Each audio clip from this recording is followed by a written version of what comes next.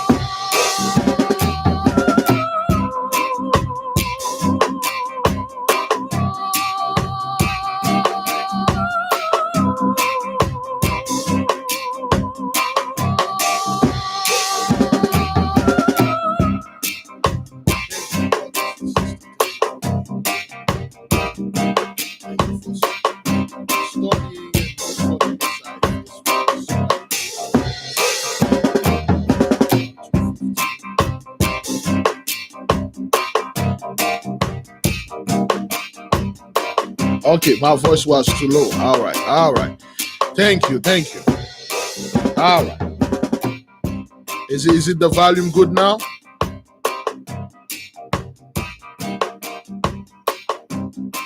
Is it good now?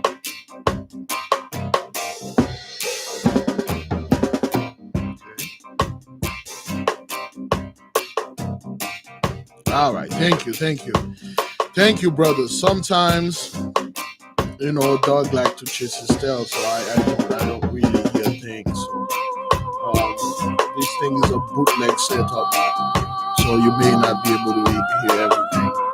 Somebody put 2 Timothy chapter 2 verse 15, please.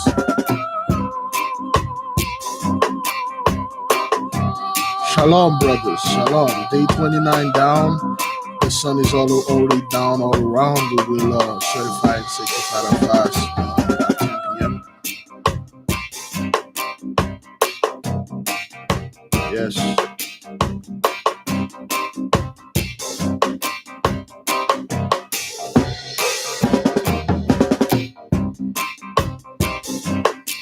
Just click the like button, brothers and sisters.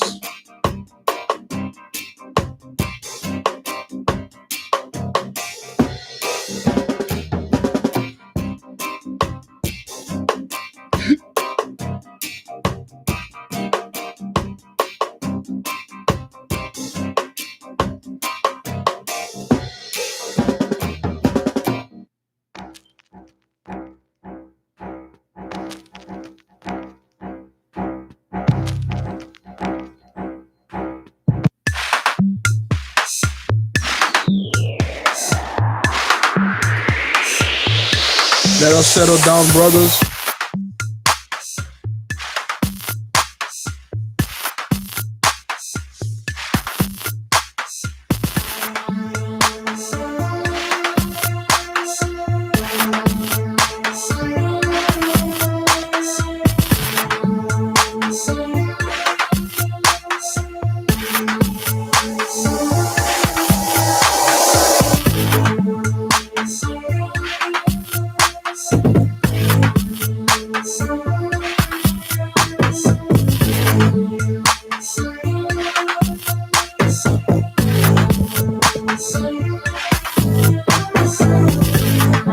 Yeah, the beloved brother Big Judah being on fire.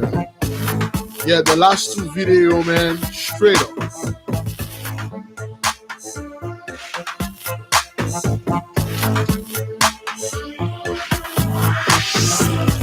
Yeah.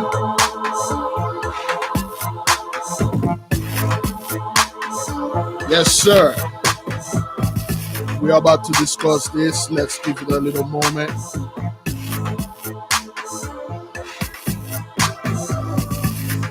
Yes, sir.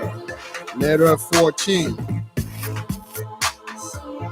Yeah, that Trump idol man's been taken out. This is another symbol. Yeah. 2 Timothy 2:15. Study to show thyself approved. Yeah.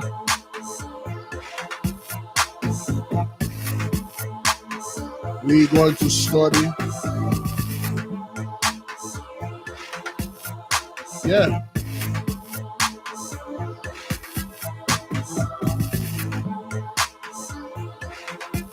Yeah, that is good. I was going to watch the response of the beloved Abdullah Sid, but I didn't have time. Shalom, shalom.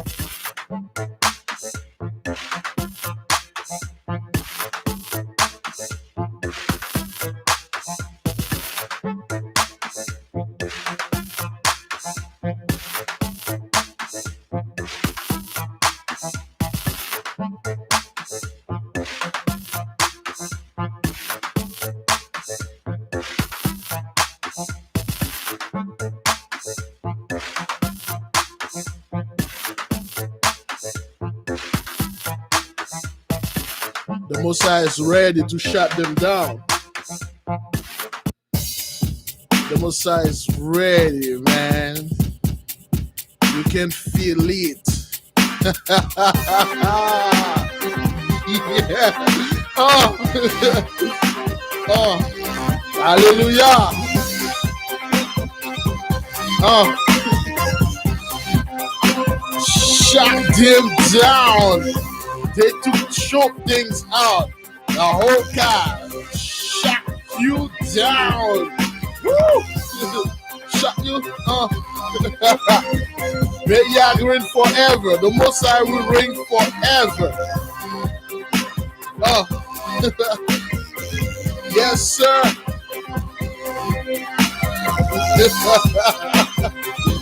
The throne of David. We're about to shut them down, brothers.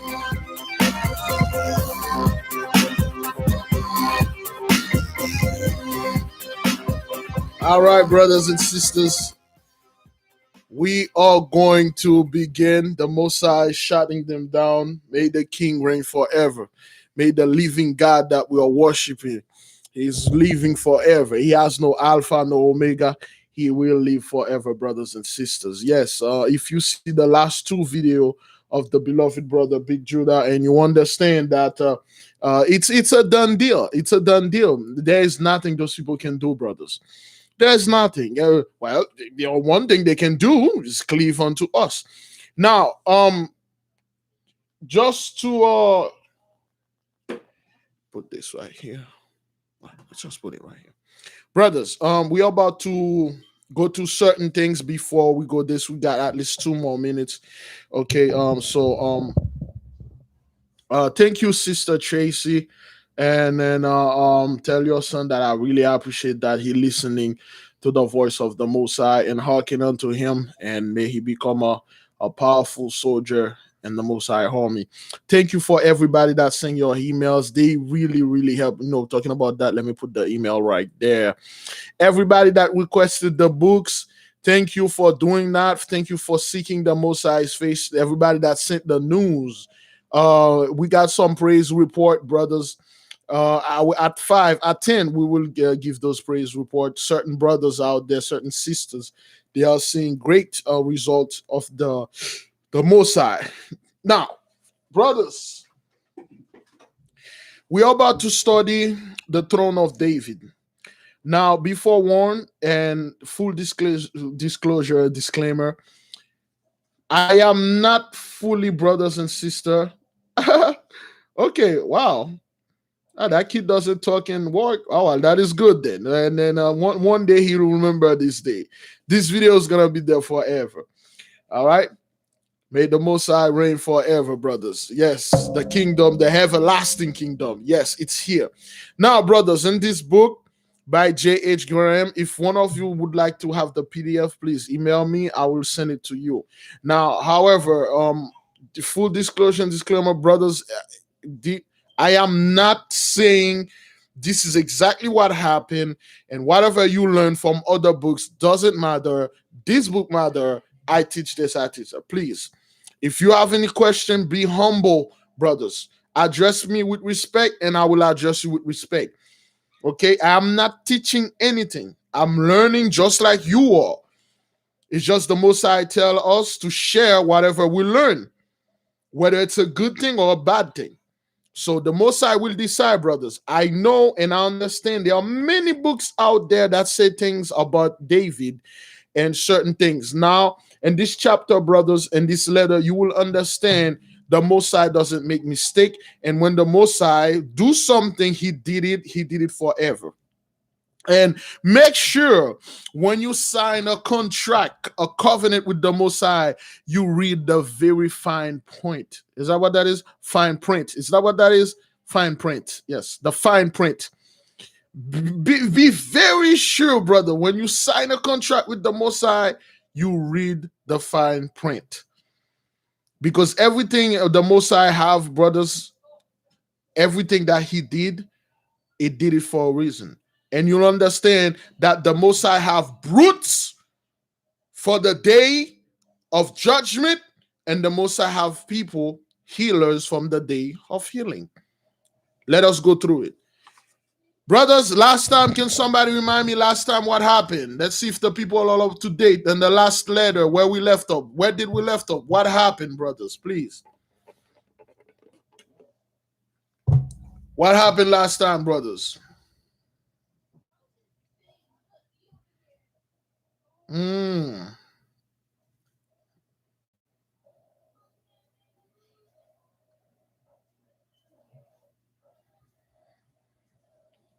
All right. Okay, David was anointed king. Good.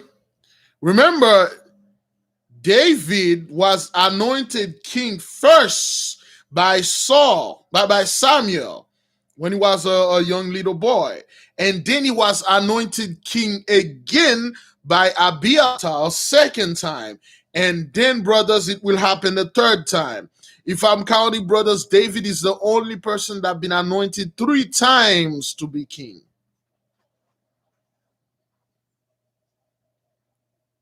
Okay. Really? Nobody remember? I'm gonna see the ladies catch where we were. No, we saw that in the battle. That was long past. We end up with Abbasis. Remember? Thank you.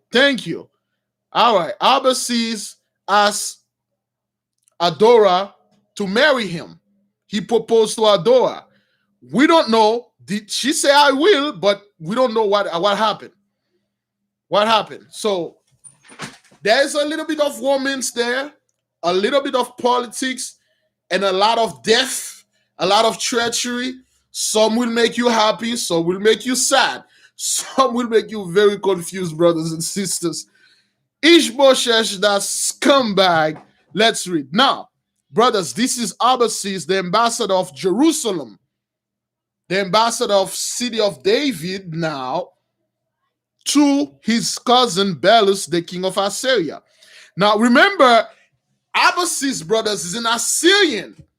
Abbasis is a so-called a heathens, a Gentiles. Yes, he proposed, brothers. He did propose to brothers. You'll understand that the Mosai is a grandmaster chess player, man. You see why the Mosai did things, and when the Mosai do something, brothers and sisters, he did it for a reason. Let us go ahead, brothers. Let us find out what happened. There is an interval of 7 years between the date of the preceding letter and the present during which civil war raged between Abner, the general for Ishbosheth, Saul's son, and King David, but without any notable battles being fought. David, however, steadily gained power and strength, while Saul's party became weaker and weaker, daily diminished in number and influences. Abbasis, ambassador of the court of Jerusalem, to Belus, king of Assyria. Now, Abbasis become an ambassador in Jerusalem. 7 years later, brothers, after he proposed to Adora, 7 years later, there was a civil war going on between King David, and King Ishbosheth. But it was like little bittering and stuff, little wars, nothing too big.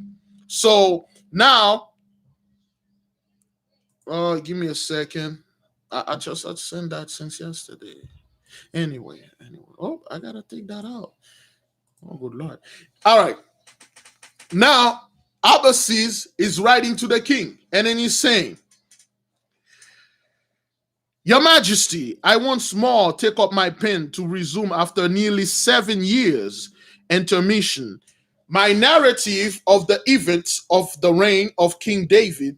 My long silence and the interval is owing to the fact that nothing has transpired worthy of transmitting of Your Majesty outside of the regular routine of my official diplomatic correspondence. So now, this dude was supposed, brother, the Messiah is green. This dude was supposed to pass through our land and go get a princess and come back home.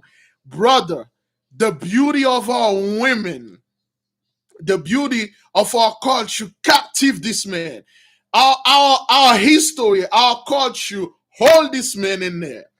Okay? All right, this is page 288, later 14. I rejoice at Your Majesty approval of my whole course at this court. During the 7 years I have resided here, and especially do I feel complimented by your approval of the position I took in promising your aid when last year Pharaoh, king of Egypt, insolently demanding tribute of King David on the ground that the Hebrews had despoiled Egypt when 500 years ago they departed from it, a charge and absurd at this time that King David said, These Egyptians seek this cause a quarrel in order to go to war with me and subdue my kingdom to the scepter with countless hosts. So now, brothers, Abbasis is an ambassador of Jerusalem, so he accepts the job. When David tell him, please, man, stay with us, become an ambassador, we will share the kingdom with you in Assyria. And then he went and told Adora, he said, Adora, if I accept this job, will you share my life with me and stuff like that? And then Adora said he will. So he did take the job. Now, remember, David said he was going to send the letter to all the kings. So David said to all the kings, he sent it to the king of Egypt. The king of Egypt said, oh, well, what's up with you, man? 500 years ago, you guys bring your God over there and he kick our asses and took everything that we have. You have to pay for that. We're going to declare war to you. And then he told David, in order for him to become an alliance, he has to pay them reparation. Brothers and sisters, if any of you catch my drift, which country that came in to a land, he enslaved the holy people in the holy land, they kicked their asses. They kick their asses, they throw them out, and then later they come back, they make that country pay them reparation. Please put the name of that country that did this in the comment, if you catch my drift.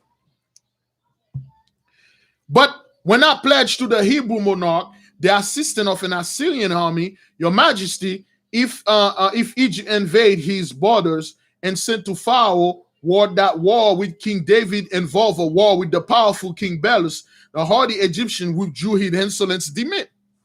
Thank you. France. France. It's the same thing, brothers. You beat those people. Oh, well, a couple of years ago, you guys came here, Net Turner did something, so you're going to have to pay for that. So therefore, we'll put drugs in your neighborhood. They never forget.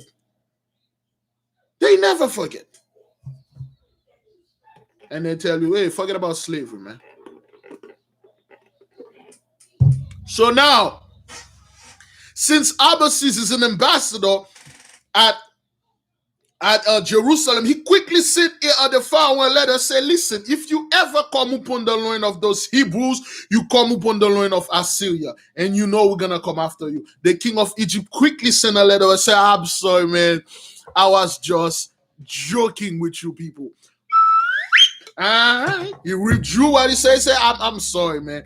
Come on, we were just talking hish, man. Forget about that. I'm not going to do anything, because back then Assyria was the most powerful one. Assyria had so much power. That is why, brother, the Most High purposely sent Abbasis over there. He provided David with a buffer. He provided David kingdom with a buffer, brothers. Understand this. I was sure. Well, anyway, that's with this. Your Majesty has kindly offered to march an army against Tadmor and drive the the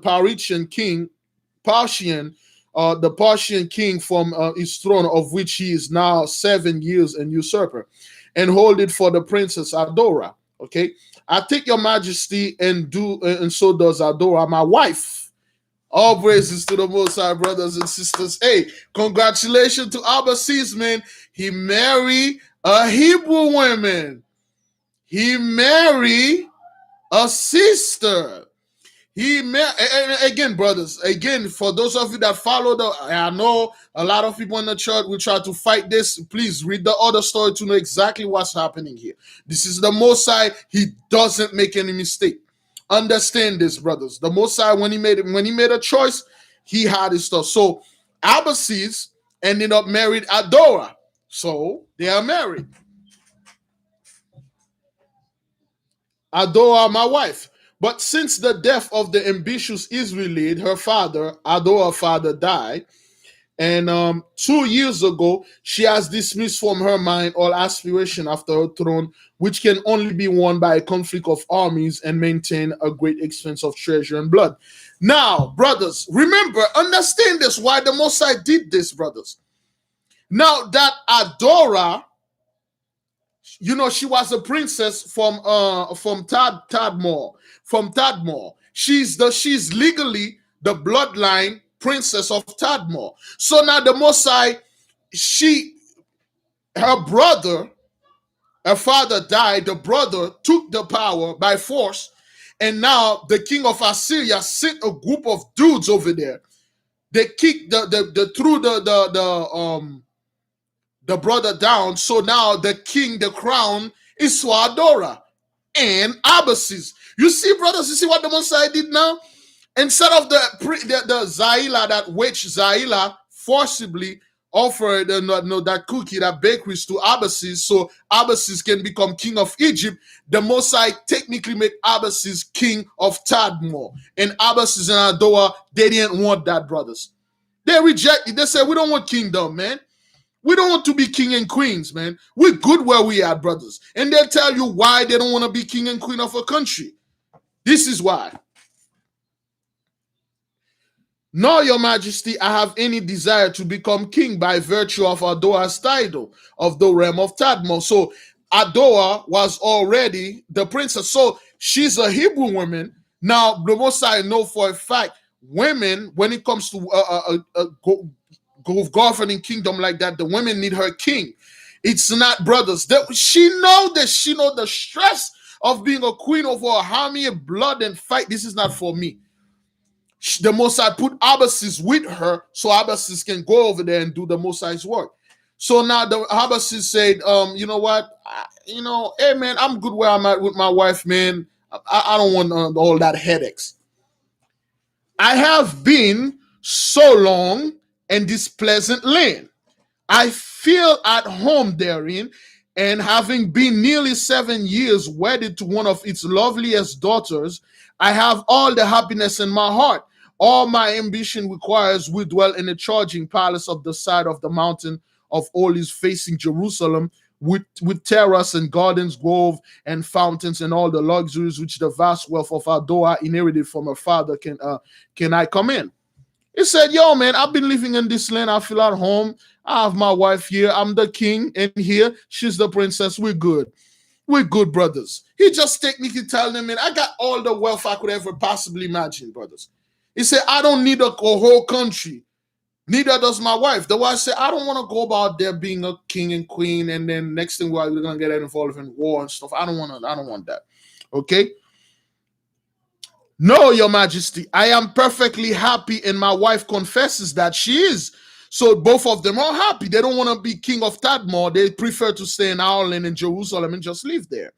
Okay? Let the magnificent Talarak reign in barbaric splendor. I sleep sounder than he 4 crowns are full of trouble, thoughts with no opiates can put in rest. Brothers and sisters, let me read this again. Let the magnificent Talarak reign in barbaric splendor. I sleep sounder than he for crowns are full of troubled thoughts, which no opiates can put to rest. That means back then, those people used to do a lot. You think the opioid crisis today was something? Woo! You think the opioid crisis was something today? Back then it was worse, because back then it wasn't illegal. It was something they encouraged. He said, "Let this dude, the dude that you serve over there in Tadmore, let him reign. I sleep better at night, because when you're a king or a queen, you got a crown upon your head. You got so much worries, so much thing to taking care of. Technically, the dude tell you like more money, more problem." Shout out to Biggie Small, to hell whoever sent me silly email and say, hey, all right. Say, man, more money, more problem, man. Certain things I don't want. I'm happy here, man. I got a Hebrew woman. And then he will tell you what make him more happy. Sleep sounder than opioid can help. He said, like, yo, you can, certain things, brothers, certain things that is on top of your head, no matter how many drugs you take, brothers and sisters, you will not be at peace. You can dope up yourself to death, never be at peace. He said, I have a Hebrew woman, I have a nice little house, I have a freaking palace. I do have a little gazelle. You know, back then it was like a princess thing. They like to have in gazelle and stuff like that. That's why Micah sent Ishbosheth and Jonathan to capture a fawn so she can raise it as a gazelle. So now, you know, she has a gazelle and all that. Okay. He said, the life of David is full of care. Okay, my little kingdom of 7 acres on the side of the Olives with its snowy white palace for me and Adora, its king and queen. He said, my little palace, I'm good. Whatever the Most High give me here, I'm good. I don't need a whole kingdom, Majesty. Let that guy roll. Now, he said, we also have servant men and servant women, among them 2 poor Gibeonites who serve Ahimelech and Atnab and escaped from the slaughter of their people by Doeg, a few lambs, a dark-eyed gazelle that feeds out of Adora's hand, a tame kuni, white as snow, a few kind, beside his half-dozen beautiful Assyrian horse, and a bunch of bulbul. So he said he got, this is a Gentiles that came in the land. Now he got a palace, he got a Hebrew women, he even got servants. He got servants. Like, dudes like, yo, man, I don't care, man. I'm good. You know what? I will technically tell the king, look, I will never trade this for the millions, billions, trillions of the world. I'm happy. I'll take happiness over anything. I'll take peace over anything, brothers. Remember, this guy is a man of war. He know what's in war, brothers. Now he got a wife, man. He got a place. He's in peace. There's no war where it's at. Like, yo, man, F everything or something. Let me just chill here, man. Let me just chill, all right?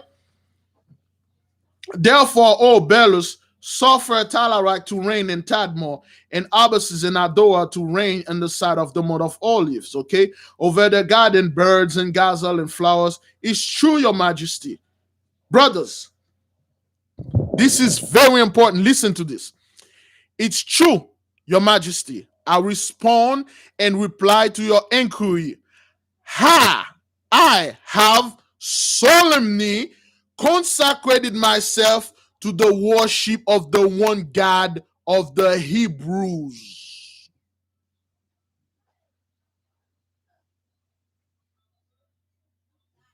You see what happened here, brothers?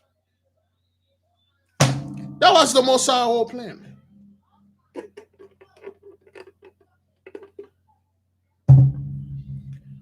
That was the Messiah whole plan.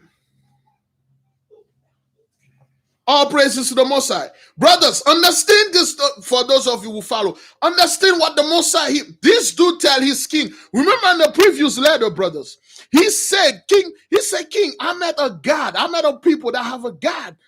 This God is so terrifying. But don't worry, I will never leave the God of Assyria for this God. All right then. He said, it's true. Your Majesty, I respond and reply to your inquiry. I have solemnly consecrated myself to the worship of the one God of the Hebrews, and by adoption, before I married Adora, I become a proselyte to the great and mysterious faith. Yes. This dude rejected God even before he married Adora, brothers. He said, I'm a Hebrew right now. Yo, I am covered. Brothers, listen to this, brothers. Listen to what this dude said at the end of the chapter. You'll understand, brothers. If the so-called priesthood on my hand tell everybody the truth out there, brothers, I can guarantee you 100% people will jump on our back. I can guarantee you, brothers and sisters, 99.99% of people will just hold on to us for what David is explaining to this guy. Now, understand this. The reason why the Mosai let these quote-unquote Gentiles marry a Hebrew woman, the Mosai showed you. He, quote-unquote, spiritually explaining to you, this is a lesson to you men out there. That is why he doesn't want our men to go to over there and mess with their women. It's the same thing, brothers, in the time of the Nehemiah and stuff. Our men go to somewhere in Egypt and the Canaanite, they met that one woman, they just pass there. And then they say, I'll do anything to get this woman. I'll do anything for that Moabite woman. And that Moabite woman tell them straight up, you're going to have to worship my God. Yes, even King Mother-loving Solomon, brothers and sisters, he sold out. He sold out for women. That's how powerful this damn cookie is, man. That thing has so much power in it, man. Brothers, all right, let's move in. That's the most I mean. Listen. But, understand this, brothers. But, and departing, O Belus, from the worship of Asarak and Ninus, those are the gods, and the gods of Assyria, do not suppose I have withdrawn my allegiance or devotion from its Lord. My heart still beats as loyal to thee as ever, my beloved master and king, and I trust you will yet bear testimony that I can be faithful to the God of David without failing in loyalty to Belus. I should have been unworthy of Adora if I could. I have refused the knowledge of her God and take her faith to my heart. That's what this man said. He said that, yo, listen, just because I'm in Hebrew now, technically, I still have allegiance to you, my king. He said, I'm just a soldier. Brother, the man just telling you right now, yo, I love her so much. I love their God so much. I love those people. I'm one of them now. But because I'm one of them, I'm not becoming your enemy, brothers. Okay? Okay? So that's how the most always tell us, stay away from the women. Again, brothers, it's always the women. It's always in the women power. When I'm reading the story, I only find one fact in the Bible of one of our women that went and married a Gentiles, an Egyptian, and it wasn't even that. It was like even before. It was way before the law. There was a Israelite woman that has a kid by an Egyptian man, and this kid was in the midst of the Israelites. He cursed the name of the Mosai. He cursed the name of the Mosai. They grab that fool out. They bring him somewhere apart. They stone him to death because he said something of the Mosai. He cursed the name of the Mosai. He was the son of a Hebrew woman that we had. Okay, that's the only time I can recall that one of our women actually do something like that. It's always the men that go over there, and then see the women, and then they'll do anything, brothers. The power that thing has in it, they'll do anything. Well, right now, men really won't do this because those cookies are all over the place and they have no respect. Even though if you show the utmost respect, and this bakery owner will just let anybody come in there and eat and stuff. So anyway, let us move in. Now, brothers, this is the fight between King David, and King Ishbosheth, brothers. Understand this. All right? Yes, Samson and Delilah. Oh, you can go on, man. The whole Bible is loaded with this. always the men that go over there to their daughters and like, oh, okay, all right. I'm just one taste, one fresh batch of cookie, and that's it. No more for me, sir. And then they get addicted to this damn thing. So, all right, brothers, let's move in. Now, brothers, this is King Ishbosheth and King David. During the 7 years part, Your Majesty, Abner, with wonderful talent and influence over men, has held the fragmentary kingdom of Ishbosheth together. For the first 2 years, this indolent mean lazy. Indolent mean lazy. This lazy ass fool, okay? Kingdom, the first 2 years, this this indolent and luxurious prince maintained a royal court at Mahanaim, and he kept up a sort of kingly estate, but Abner could not prevail upon him, nor lead his army against King David. He declined to take the field so that he could indulge unmolested by David and glorious ease and his palace surrounded by psychopaths and flatterers. Now you got Ishbosheth, right? The Nancy boy, the sissy boy. Ishbosheth, like his hair and stuff and everything with his pinky. Yeah, I don't want to go to war with King David and stuff. So I'm just gonna stay here with those girls and stuff like that. I wish I could bump biscuit with them, but I can't. I'm gonna stay here and do anything, and then I don't care. I don't want to do anything. All that guy want to do, brothers and sisters, party with a bunch of women. And they will specify which type of women that he likes. Partying, don't do anything. He told Abner straight up, say, Abner, David got this portion, I have this portion. He's king over there, I'm king over there, I don't care. Abner keep telling him, yo, take your sword, go fight David. We will fight David. We will take over. He said, no, man, I'm good here. Plus, man, I'm getting so much tails and stuff like that. And Abner got pissed off, brothers. For those of you already know the story. This is what happened. What started to happen, brothers? David's army is going up. It's going up. His army is going down. All he do every day, brothers, party, sit on the throne, have a bunch of girls coming in his womb singing, and do some few stuff, including take some vegetable and put them in a bowl and then start tossing them and things like that. I don't know they call this thing, some salad and stuff like that, if you catch my drift. I hope Chris Rock is watching this. All right. So now this guy, he's lazy. Brother, I miss Saul already, man. I miss Saul. Saul, you don't have to tell Saul to do anything. With the slightest misword, Saul will nail you with a freaking javelin.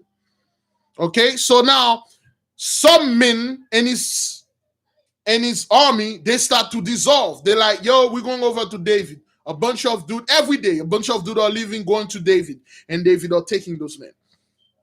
David are taking those men. And things like that. So now, and then Abner came to him. Abner said, yo, listen, man, we are losing men. We need more power. We need a king that can say, hey, listen, man, I don't know, man. Just go do war stuff, but don't bring it to me. He said, you are the king. You have to be there and do this. And then he was talking, what Abner did, Abner raised an army. So now when the army came in, and the army said, Abner, we here. They said, where's the king? He has to lead us. And Abner told them, okay, well, the king don't want to lead. So there was a fight, and like a verbal fight. Some of the guys said, no, we serve the king, and the king had to lead us. We know you, we respect you as a general, but you're not the king. And the other side said the king is a sissy. He doesn't want to do anything. There was an inner fight, and then talk, and then a part of the army separate. They go somewhere. They left him by himself. So Abner got really, really pissed off. So Abner decided, he wants to go over there and talk to Ishbosheth. Abner always have his. It's two things. Is the Abner have a sword in his hand, or his hand is in his sword? You never see Abner working with both of his hands like this. His sword in his hand unshifted, or the sword is shifted, but his hand is on his sword, he's working. So Abner is working toward Ishbosheth. Ishbosheth was in a room and with the Ishmaelite girl singing. He was drinking wine, eating, and then this Ishmaelite girl dancing and stuff. I don't know if when that Ishmaelite girl was dancing, if back then they had a pole. But you see what was going on over there. It's just like lazy and stuff. Abner broke, just like Saul. For some odd reason, those guys like to do this. Abner kicked the door in, boom, and then the girl startled. They're like, oh my God. And then that freaking bull that he had flew away. The bird was singing. That girl was singing. He was singing. So Abner came in and kicked the door. And Abner came in and said, yo, Ishbosheth, why don't you look, you started to piss me off. You need to take charge. You need to take this. The Amalekite offer 80,000 men, and you need to take those men and go meet King David. Ishbosheth was like, are you freaking kidding me, man? This old ass Negro just bust in here, scared my bird, scared my girl. Look, baby, listen, this guy, he doesn't know what he's doing. He's just one of those old gray-headed dude. He doesn't know the sounds of sweet music that come from the lips of a woman. He doesn't understand that. All the sound he's doing is the trumpet of war and then the sound of a bunch of horses running. Say, man, get the hell out of my room, man. And Abner, Abner, brothers, please, sisters, brothers, you may call when after we at 10 o'clock. You may call at 10 o'clock because we want to finish the book. So he's freaking boo-boo. So, Abner kind of like Worcester black his ass. So anyway, man, this guy didn't have a Worcester and stuff like that. He didn't even, we say Abner black his chicken. So Abner kind of like black his chicken, so to speak. All right. So he got pissed off. He's like, yo, Abner, man, what the hell, man? Our things was about to get good. She was going to show me how to be a better, of what I'm trying to be. She was to show me, she was training me, man. And then Abner's like, oh, then they start talking. And then he said, brother, this dude was very disrespectful. And he said, nay, I am content. When Abner offered, he said, nay, I am content the rain this side of Jordan, replied him. It's too much trouble to go to war. Let the son of Jesse to be content with this side. I will not quarrel with him for what he has. Go, Abner. Thou hast caused me to lose the sweetest thrill when at the most critical note I heard from human voice. Go on, girl. Sing me that song again. These thick-headed women have no ear but for trumpet or neighing charger. He humiliated. He said, go on, girl. Don't listen to the old ass Negro. All he listen to is the hardcore hip-hop, and stuff like that. He doesn't know anything. I'm listening to Future and then what that other guy name again? No, Young Thug. Oh yeah, man. I love Young Thug. And I don't mean this, but I mean this. He was talking to the girl like this. So Abner got pretty pissed. Abner Abner was holding the sword, man. He hold his tongue. And then Abner get out. Abner was so mad, brothers. And Abner was walking. And Abner saw Rizpah. And then when Abner saw Rizpah, and then he know Rizpah have an influence on the king. So Rizpah, he come up to Rizpah. Rizpah is Saul's concubine. He's Saul's quote-unquote wife. So he come and say, Rizpah, listen, I'm pretty pissed. So I said, Abner, calm down. What happened? What's going on? He said, it's bullshit. It challenged me. And then Rizpah said, okay, let's talk about this. And he said, Abner said, Rizpah, can I have an audience with you? So Rizpah get into a room, and Abner get in. Abner sit down, and then Rizpah standing. And then he said, Abner, what's going on? What can I do? Did you know that your son, he refuses the help of the Ishmaelites? They were going to give us 80,000 men. We were about to attack and stuff. Sissy ass fool. He declined. And then Whisper said, well, I have influence over him. Let me go ahead and then I'll talk to him. He's like my son and stuff like that. I'm his father's concubine and stuff. And then Abner said, okay, thank you, my king, my queen. And then I had Abner get up. So Abner was about to get out. And then Ishbosheth came in with the, all drunk, with the pinkies up. He coming in all drunk like freaking Jack Sparrow. He came here. Oh, whoa, what the hell is going on here? Oh, hell no. No. What's going on, Abner? Oh my God, are you doing this to my father? Are you having some type of thing with Whisper here? Oh my God, you are Abner, the son of Ner. Let me drink something right here. You are doing it with Whisper and stuff. Abner grabbed the sword. Abner said, what? Are you kidding me? I just came here. Abner said, that's it. This is what Abner said, brothers. Abner was so pissed. Abner got so pissed, brothers. Again, brothers, we say everything when we are angry. Abner said, wait, am I a dog to you? Abner said, no, listen, sit down. I'm going to lay it on you. This has a lot, my cup is full now. Listen, little Negro. First of all, you are a Nancy boy, you're a sissy boy, you can't fight. I've been fighting with your father for years. I hold this kingdom for the past 7 years. I am the one who did everything. You didn't do anything. All you did is sitting there and drinking and trying to buck biscuit with those girls. You didn't do anything. You get drunk and stuff. You don't know anything. I am a soldier, a veteran. I give my life. And Abner hold on his sword. And Abner said, by the Lord, let me read it for you what Abner said, brothers. He said, am I a dog? Okay, he cried, thou chargest me with this base thing. Are you saying that I was like having, hey man, I wasn't eating any cookies in here, man. Say all this thing of thy father house and make myself strong with thee and thy crown, and I've delivered thee. I have had the power to do so in the hand of David. He said, I could have let David kill you, man. I could have let David kill you, but I didn't. Okay? What am I? A dog? Brothers, that was the worst thing you can call somebody back then, a dog. That's what the Philistine like to call our people dog. What am I, a dog? That thou chargest me with fault concerning these women.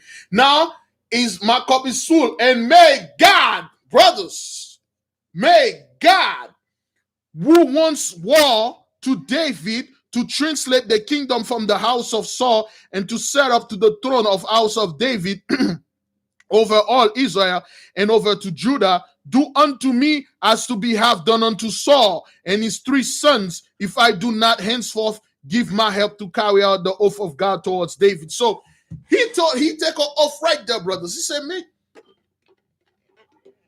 I'm done with you, Negro.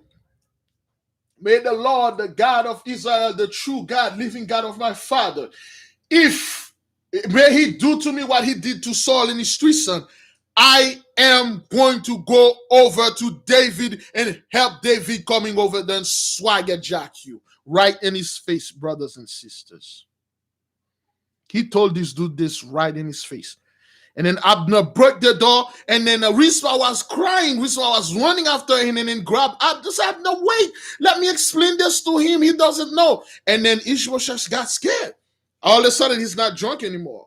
All of a sudden, he's not Jack Sparrow now. He's like all straight.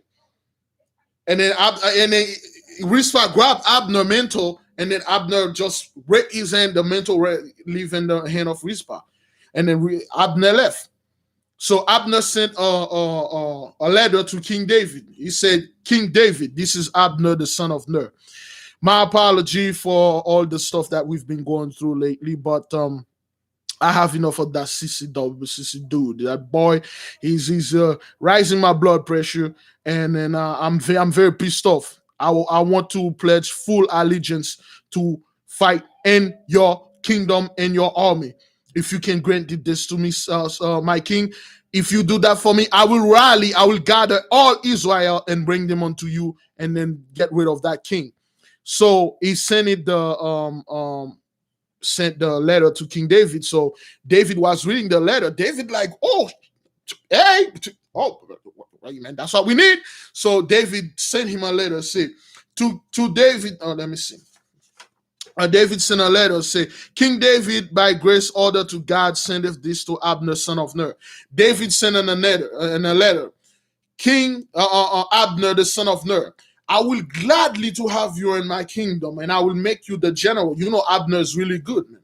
Abner probably is the best general you can have. He said, Abner, I will give you the place of general in my kingdom with couple conditions. If you have to come to my kingdom, bring me Michal, my wife. Remember, brothers, 10 years ago, man, you have to understand why David was doing this, man. 10 years ago, that scumbag Saul took his daughter, Michal, David's wife. He divorced her by oath and give Michal, David's wife, to another man named Palti, a Gadite. He married David's wife to Palti, and then he sent them somewhere David don't know. So now David got words that his wife is at the palace. So he told Abner, if you're coming to bring allegiance to me, if you cannot bring my wife with you, I cannot accept you. Bring forth for the love of God, bring her. And then Abner accepted. So now Abner went to Ishbosheth, break the door again. And then Ishbosheth got startled. He was doing something, and then he started hiding, say, what's going on, Abner? Abner said, listen, David sent for Michal, and I am going to take her. And then brothers, all of a sudden, like, Ishbosheth become friendly. Say, oh, hey, Abner, man, yeah, you can take my sister. Listen, the other day, man, I just say some stuff. I was drunk. You know, I got girls with me and things like that. Forget about that, man. Hey, man, you are the best. You know what? You're king. You are the best. So Abner say, give me Michal now. Brother, Ishbosheth swear on his life with the Urim. He was cursing David on the Urim and the Thummim.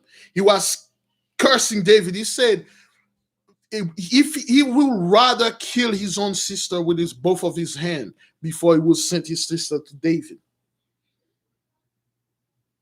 And Abner came in, Abner is huge, man. Abner came in and Abner threatened him, and he said, oh, man, come on, my sister, David is my brother, man. We used to go hunting. Remember that time I told you I saw him and my late brother Jonathan, peace be with that fool. But we were hunting and we saw him killing a bear and a lion, man.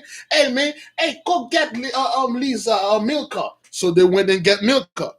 So Michal, brothers, remember Saul took Michal. He married to Falti. Falti was a Gadite, but he was a good man. He was a friend of David.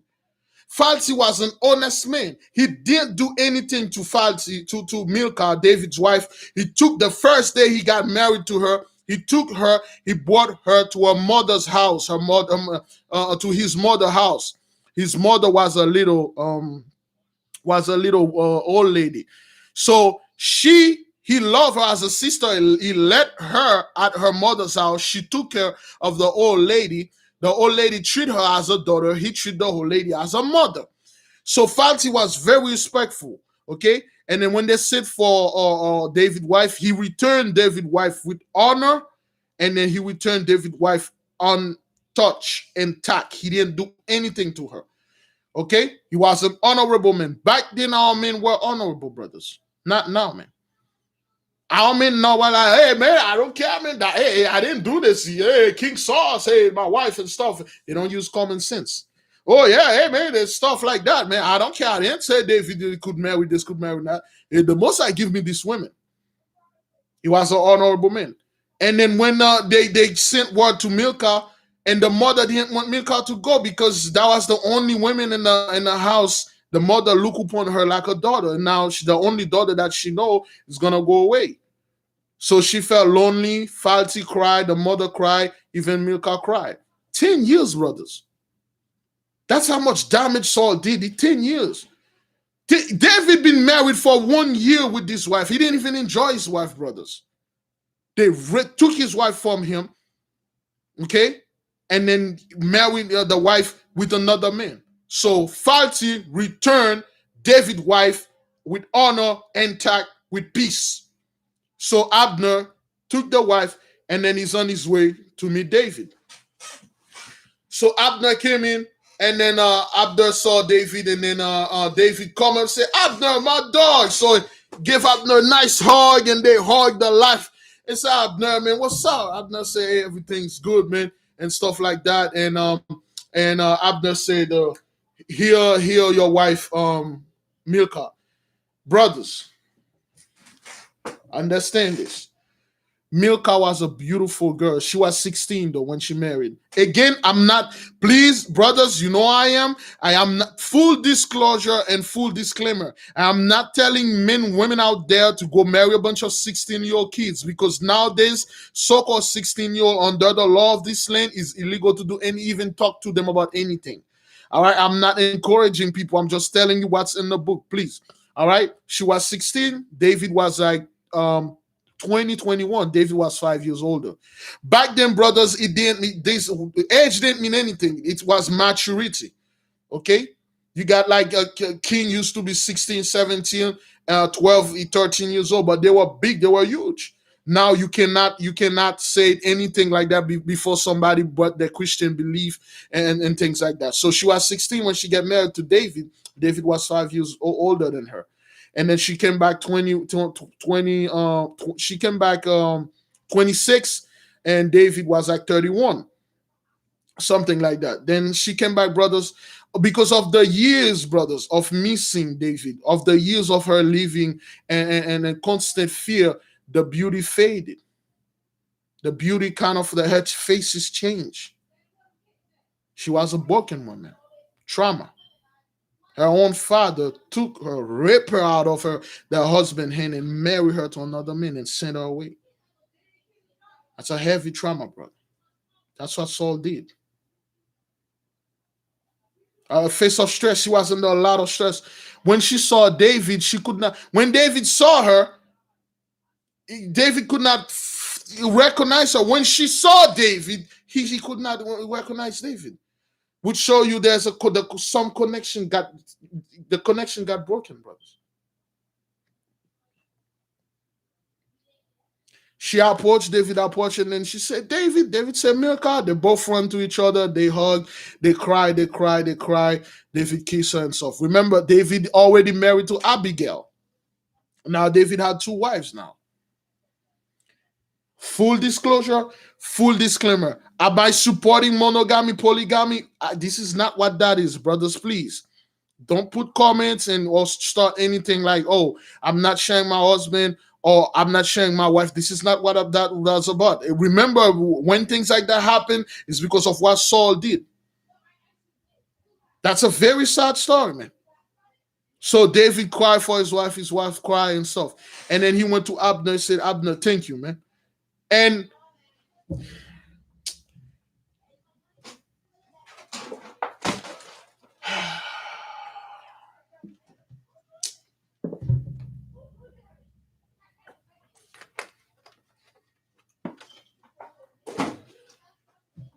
if there is anything that I'm not even despise, hate. If there's anything I personally hate, it's gossiping.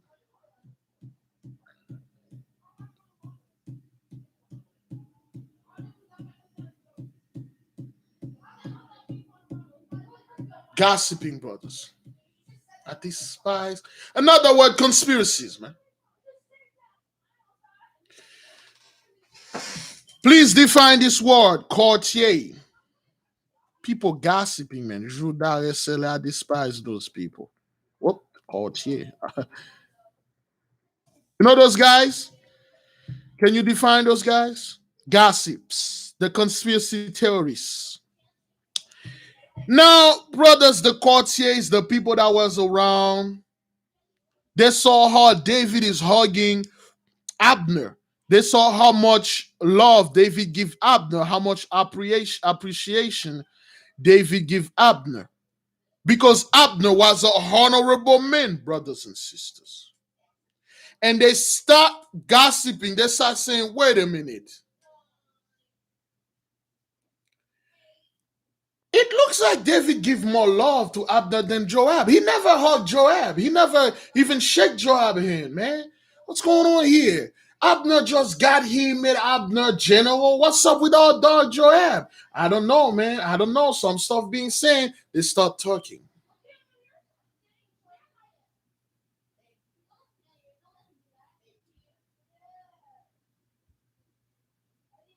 David appreciated Abner, man. Why? Because of this. Give me a second, brothers. Okay. Boy, I have so much things here, brothers.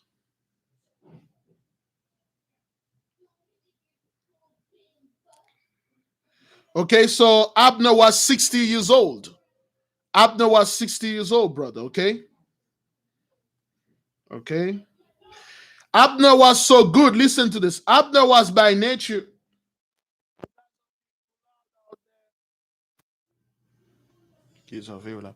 This is what he said. Listen to this.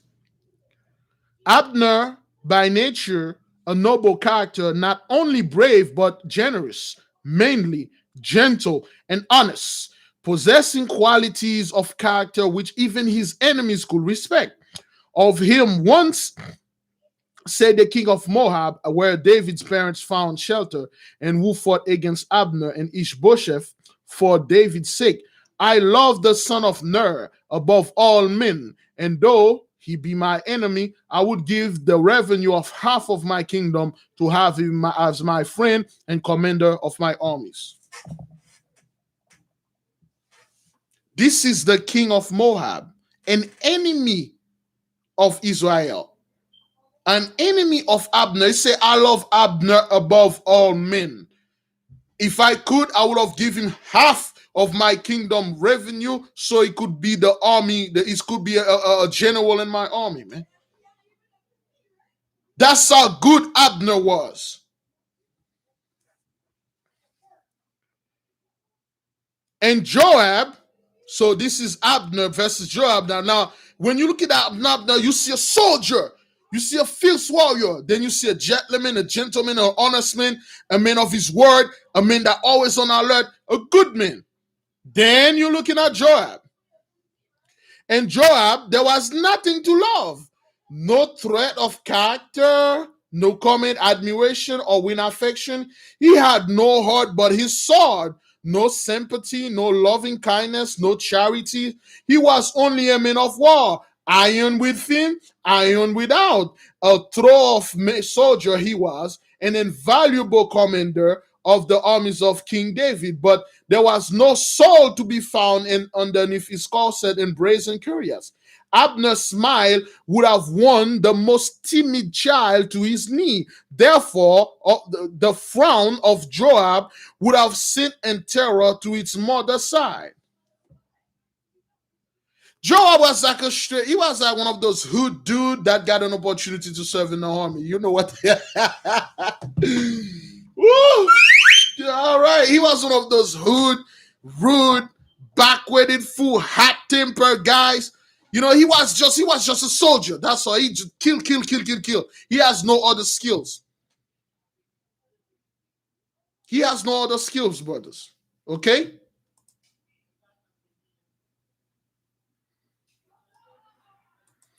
Give me a second, brothers. Just checking a couple of stuff. And then people start talking. Brothers, even your enemy wants Abner to be the captain of the army. David like Abner, and then people start talking, hey man, I don't know what's going on. Yeah, a meathead. Just some football dude. He only know one thing, how to play football. That's it. Put a book in his hand, he will eat it. He will put hot sauce in it and start eating that book. Scumbag. It was that dude that he's at temper, brother. He doesn't joke. He doesn't know what sarcasm is. He doesn't know what poetry is. All he knows is a sword. He's just a straight up warrior.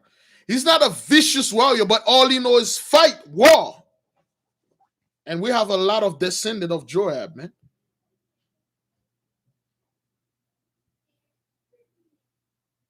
Yeah, Durandal the sword. Thank you, brother Phil. Well, I tell the story of this book. This book we have right now. I tell the story though when we have time, if the Most allow. So now, brothers, the people start study and things like that. And then they start talking, and then they're like, "Yo, I don't know, man. Maybe David, man. David gonna make Abner king. That's gonna be bad, man. Joab is our dog. He's been here and stuff. He fought so many battles. They start gossiping. Then the gossip with Joab. Joab coming from war, blood all over him. You know, his helmet is all messed up. Arrows and mark up. His blood is coming with his party. They came from slewing a bunch of Edomites in the desert and a bunch of Idumean, and then he's coming and his horse, and then the David before that, David told Abner, listen, Abner, I'll make you the king. I mean, the general of my army. Go in peace. Go rally all the people in Israel, and then come back to me, and then we will go ahead and strengthen the kingdom. And Abner accepted. Abner was happy. They throw Abner a huge party, brothers and sisters. All the kings, all other places, everybody came. It was a celebrity thing. Everybody loved Abner, man. There was like so many food and stuff. I wish I was there, but there was so many things over there, man. Like they even got dancers, people. They treat Abner as a celebrity. They seal it, with David oath. And then David said, Abner, go in peace. Go rally everybody in Israel and then come back to me. We will rule together. Ahoo! And then Abner left. So Abner left. While Abner left, and then he left probably like 30 minutes, and then Joab is coming and his horse. And then the courtier, those gossip people all run to Abner and say, Abner, you run to Joab. Hey, Joab, man, what's up? Me go, man, what up? Listen, baby, peep this. David, man, Abner came here. So, what? Abner came here? What happened? He died. He died. I said, no, man. And son of David killed that fool, man. He made him the captain of the whole army, man. They kind of like, shafted you in your butt, man. What's up with that, man? Are you a sissy, man? Oh, hell no. And then Abner Joab ride his horse, and then he get in there. He run with his armor all bloody and stuff. He came up on the king. David was in his throne drinking some wine, laughing at the people of the party. So Joab came in like, King David, what did I just hear here? Did you just let Abner, the son of Ner, my brother killer, walk up here and then sweet talking you and stuff like that, and then you let him go away? And David said, he came here in peace, man. He didn't came here to fight me, Negro. What's up with you? No, he did not come here in peace. He came here as a spy. He's going to get what you have. He's going to bring all those intel to that scumbag Ishbosheth, And then David said, look, listen. Before David said, look, listen, Abner just turned his back, and then he walked away. He walked away. He called two Gadites, two brothers. That is very fast. Remember, Abner already leave. Abner is going towards Hebron to rally all Israel to come under one rule. So when Abner is going home and Joab sent two Gadites to go get him, those guys are faster on foot than horses. So those guys, he said, go to Abner. Tell Abner, King David said, come back. He has something he want to tell him, something very important. And then those two guys, boom, they flash, they run. And then they stop Abner. They caught up with Abner. They say, Abner. The king may want to see you, say he got something very important to tell you. So Abner turned around. So when Abner turned around, and then he met Joab at the gates. And then Joab said, Abner, my Negro. Abner, my man, what's up? Look, so I'm not your homie anymore, man.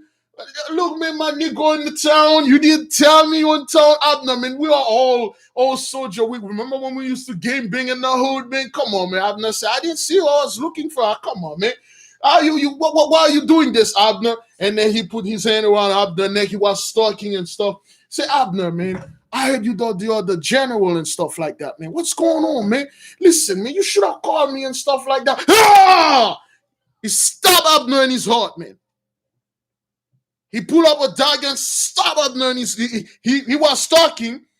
Okay, he was looking to Abner armor. He saw like where there's a corset. The corset have a little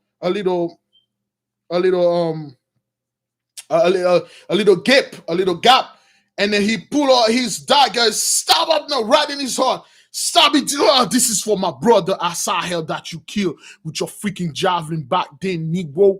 Die, mother lover. And then he pulled the dagger, and Abner fell on his knee, and then he shake, and Abner died, man.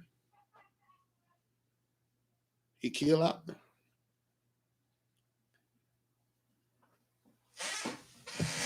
When King David heard the thing, David was like, what the? He called Joab, said, Joab, what the hell did you do? Why? Joab said, I don't know. Hey, man, he killed my dog. He killed my brother. I'm not going to let him go like that and stuff. David said, oh, my. Listen. David said, he said it to this, he said, Joab and his men are way too strong, and he really don't want to start an inner fight. And then David said this, as the Lord liveth, let all men hear and know that I and my house and my kingdom are guiltless of the blood of Abner. I send him forth in peace. Let his blood be upon Joab, the sole author of this great crime, and all his father's house, lest his son be lepers and lame and die by their own hand or perish with hunger. No man giving them, because he hath dealt treacherously and slain him without the king, let go in peace and with an oath and safety. So David did not want to fight Joab and his men because that would have been an internal fight and all that. So David cursed him. David put a curse upon him. David said, let all men, everybody hear him, that David is not guilty of this. He sent Abner home with peace. Joab went after him and he killed him. May Joab descendant, his son's father's son's son, may they become murderers of themselves. May they shoot themselves in the hood, drive by and all that. May they become lame. Lame in that term mean handicap and stuff like that. And may they die of hunger. Nobody will feed them. That's a curse, brothers, a generational curse David put upon the sons of Joab. He didn't do anything to Joab. He said, let the Lord deal. Brothers, this is very important, brothers. When a brother like this did something, this brother, he's hot-headed, you let the Most High deal with it.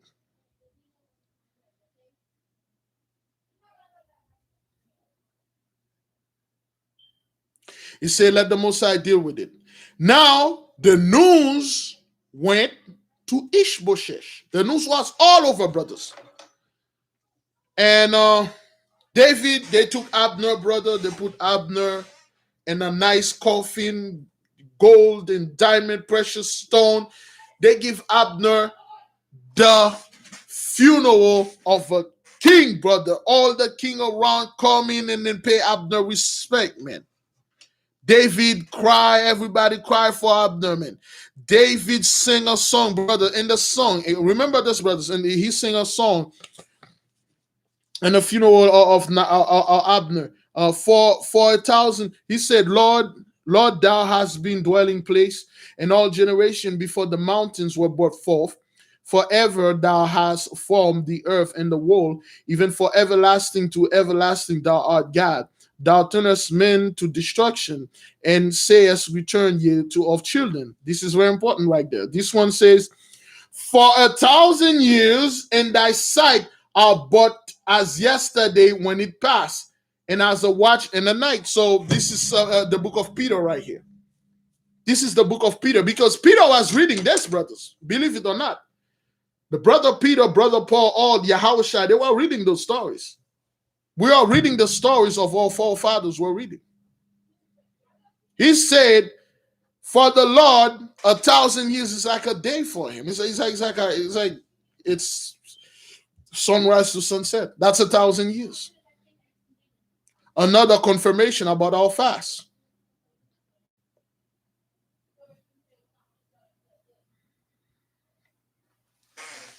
Now, brother, anybody can tell me who Rechab and Bahana is? Rechab and Bahana?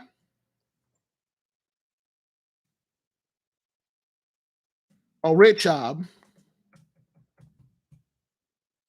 Rechab and Bahana. Or Rechab and Bahana. Or Rechab and Bahana. Anybody know those two dudes? Brothers and sisters, the news was all over. The entire countries all around, they heard Abner die. He was murdered. The news reached Ishbosheth. Now, Ishbosheth was in his womb. Okay, you guys don't know that sign. You don't need to look it up. That sign.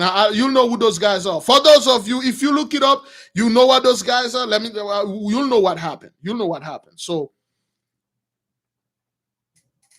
Ishbosheth heard the news. It started to shake. He's like, holy, they took Abner out. They're going to come for me. They're going to come for me. That Sissy drew a sword. He go up on his bed. He lie down in his bed. He took the Ferris. What is that? What they call it? The Ferris position on the bed with the freaking sword in his hands, crying, shaking, and stuff like that. Oh no, that's not. Yeah, well, yeah, fetal position. Yeah, Rechab and Banaha were brothers from the Israelite tribe. Nope. That's not what happened here. They were brothers. This is why, brothers, we have to read those books.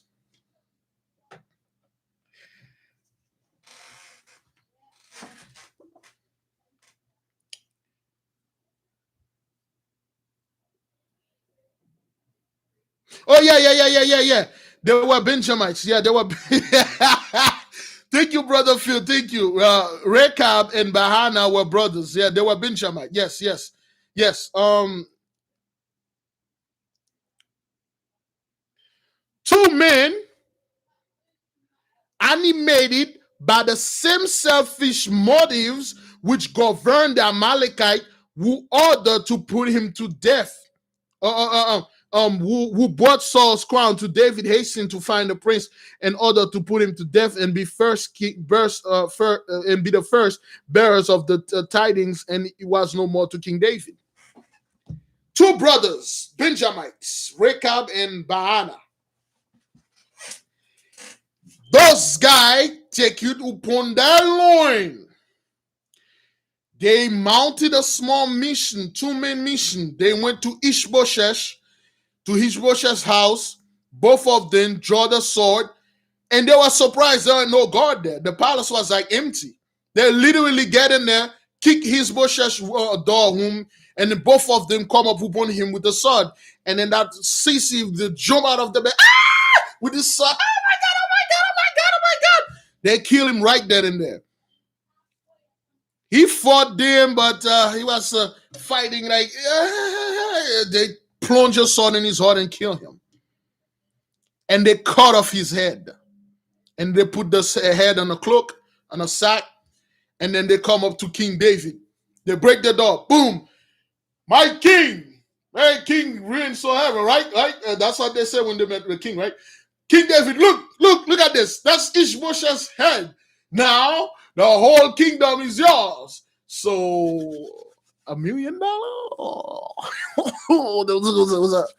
David stayed up like, what the hell? Oh my freaking God. It seems like you Negroes never learn. Don't you? Oh my, what the hell? You guys kill Ishbosheth from the house of Saul. Don't you know I made a covenant? I said I will never kill the house of Saul and all that. Oh man, those are you scumbag never learn. Take those two. And then David give a salute, and then everybody, those two dudes that was standing in the hall talking to David, all the guard, just drew the bow and sword, and then they killed him right then. They cut both of their hands, their feet, they cut off their heads, and then they hung them by the city. And then David was crying. David was like, God damn it, man. The scumbag. Oh. And then David had to take Ishbosheth's head and then go bury it, man. It was a mess, brother. It was a mess.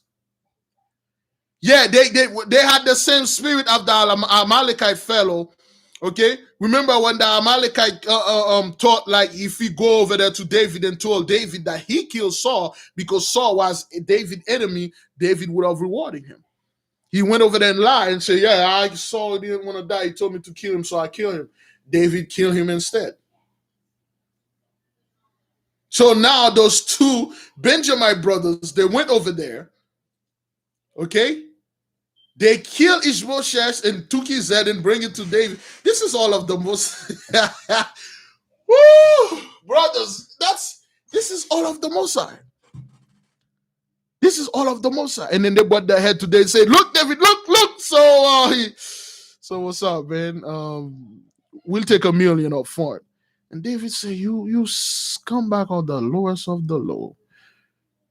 You bastards went over there. You killed Ishbosheth. He was like the last son of Saul. Now you killed the last son of Saul. I kept a promise to Jonathan. I kept a promise to Saul. But brothers, Jonathan married a beautiful girl, daughter of Bethlehem or something like that. Bethel, the Bethel governor. And Jonathan has a son, but the son was lame. Okay, define this term, brothers. Define that term.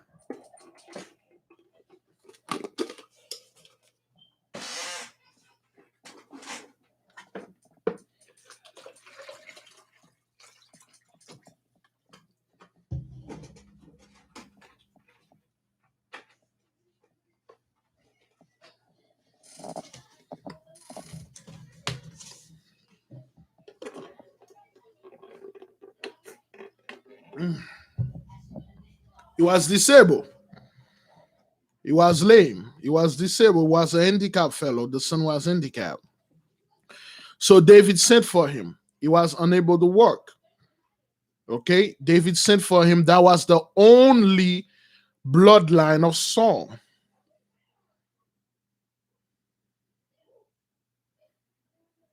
So David sent for the son. I forgot his name. His name is here or something.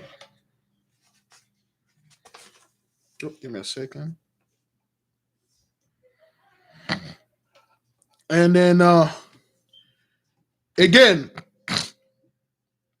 David sent for him. David like, holy man, you scumbag, I made a vow. You know why, brothers? They said something here. They said, for the prince, knowing that it was the custom of new dynasties to put to death all the members of the family of the former royal family, feel that David, perhaps in the flush of power, influenced by evil counselor, might put to death all his fathers.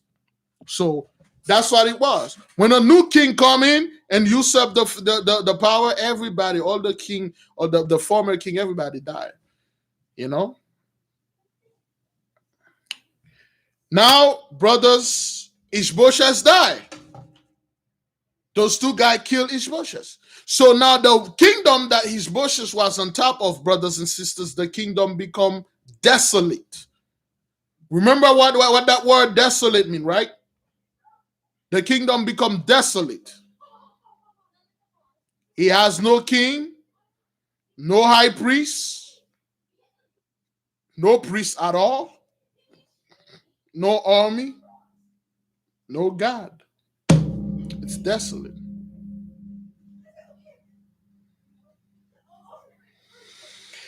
Now, David came in, he took over the kingdom. It's void. He took over the kingdom. So now David is about to be anointed a third time. They got a whole ceremony going on and stuff. Abiathar was the last high priest who escaped from the massacre that Saul sent Doeg to do. So again, no, brothers, understand this. Understand this. When they say it's desolate, doesn't really mean it's empty. No. Understand, brothers. When they say land is desolate, they explain it in this book. We explained it last time, brother. When they say a place is desolate, that's not. It doesn't mean it's empty. That means the place doesn't have a god. It doesn't have high priest. It doesn't have a king. That means it's desolate. So it does. The land is full of people and all of that, brothers. It's full of people and stuff. The land is good. It's just when they say desolate, that's a code word for no God, no king, no leadership, no voice of leadership. That is why they say our land will be desolate. God will leave us. All the high priests won't know what the hell to do. Or they're all dead. I don't know. Well, they are not all dead. The Most High will never do this. And then we don't have a king. That's why we are desolate. Where is our king? Where's our high priest? We're desolate. Okay? That is why the Most High say we're desolate. Now the Most High is back his face unto us. We're not desolate. So he's setting up the high priest. Okay? And then he's setting up the king. Okay? That's why we are not dead. The land, will become us. If the land was desolate, brothers, okay, it's 10 p.m. 10 p.m. We're certified. If the land was desolate, we don't have no God, no king, no nothing. Now another group of people come in. They come with their God. They come with their kings, their presidents and stuff. And they come with their leaders and all that, their priests, the priesthood of Mahan, the stuff. Now the land belongs to them because they bought what needs to be brought to a land that is desolate. That's what it meant. All right, brothers and sisters. For those of you who didn't watch the lesson for the previous lesson, okay?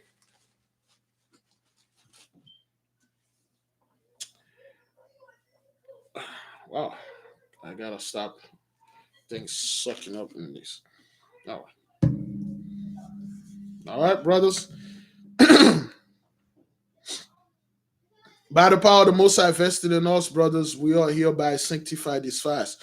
We are calling Abedel to come as a witness and certify and sanctify this fast. May the Most High look upon this fast and these prayers that we've been doing for the last 29 days with respect. May He have respect on this fast and deliver us with a great deliverance. All praises to the Most High.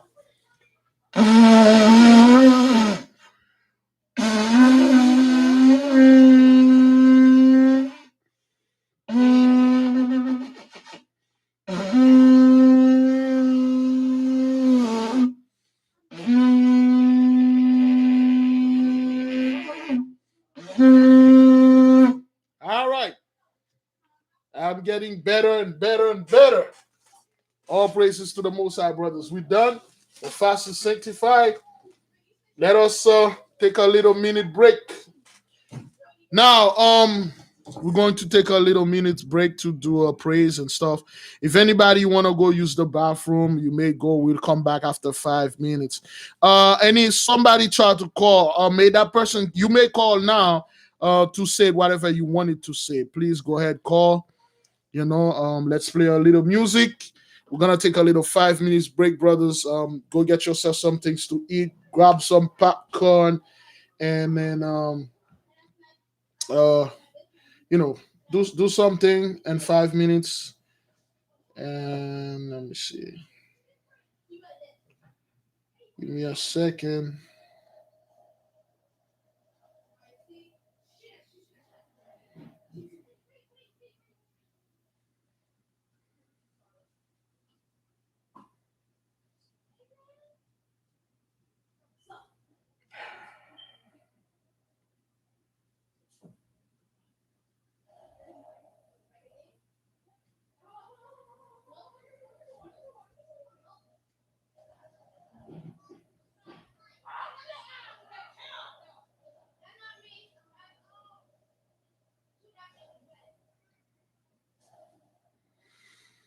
All right, we have one brother call. Yes, Big Levi. This is John Lincoln Jr. I before, like right before your lesson started, Give me probably give me a second, brother. Are you aware that you are live on the? Everybody can hear you. Do you have something for the family? yes, Go ahead, I bro. well, my dad called and he told me that my sister, she's all right. She's a nurse, but her husband and my two nieces, that one of them's like 13, the other one's like 10. They have they all three of them have the COVID, and my sister's husband is a preacher, and I've been telling them, telling them the truth as much as I could, because I mean, a couple of months ago when I first started telling them the truth, my sister was like, "Well, that's not what I believe. Where's your love, John? You supposed to love everybody? Where's your love?" I was like, "No, that ain't what the word says. You know, the word says, that the Most High has a certain people, Israel, and we are Israel, who He loves. And we have to come to Him, and basically separate ourselves from this world. And I mean, I can't pray for them. I mean, that's don't pray for it. It don't do any good to pray for them, because they still serving the church. You know, which is basically serving false gods. But I pray for myself, because to have strength, uh, because I don't know if they will. I mean, I told them this just tonight. To pray, get right with the Most High, come serve the Most High, get to studying, because these lost books are out there. They're right here on their cell phones, and they need to seek the Most High, because He is the only one who can save them from COVID, from anything in this life. He's the only one who can save them, save their souls. But I mean, I'm asking for prayer for myself, to strengthen myself, because I mean, I honestly don't believe that they will, because I mean, her husband's a pastor, and they ingrained in this, what this world has to offer as far as God is concerned. And I'm just I mean, I just lost my brother December the 31st, and I'm just like, I told that dream to you a couple of weeks ago about the three people stabbing me, and it's just like, man, I was- I just praying that the Most High just helps me to get through this, because I don't see them. Brother, listen. Again, they are not your worried, man. The Most High is your dread, is your fear. Don't worry about them. You did your best. Don't stress yourself over them, because I've been seeing this a lot. A lot of all people, you talk to them, okay, you give them the good word. They say, well, you got your religion, I got mine. You got your beef, I got mine. Okay, they make their stand, brothers. Understand this. Understand this. They make their stand. You stand on the side of the Most High, they stand on the other side. So, hey, Yeah, so be it, man. There's nothing you can do, brothers. All you can do is we can pray for you and ask the Most High to send Gabriel in the midst of you and strengthen you and help you move forward to the kingdom. But there's nothing we can do for those people, brothers and sisters. yes, sir. And that's what I asked. That's what I asked, because I know that it is, it ain't going to do no good to pray for them if they ain't yielding to the Most High. Yeah. And but thank you, brother, and I All love right. y'all. Thank you so much. Shalom. May the Most High reign forever. All right. Give me a second. Brothers and sisters, listen. When things like that happen, brothers, family member, they're gonna get what they deserve, man. Nobody here wants to see anybody suffer, but this is of the Most High. Jeremiah 7:16. All right, give me a second, brothers. Let me All right, give me one moment.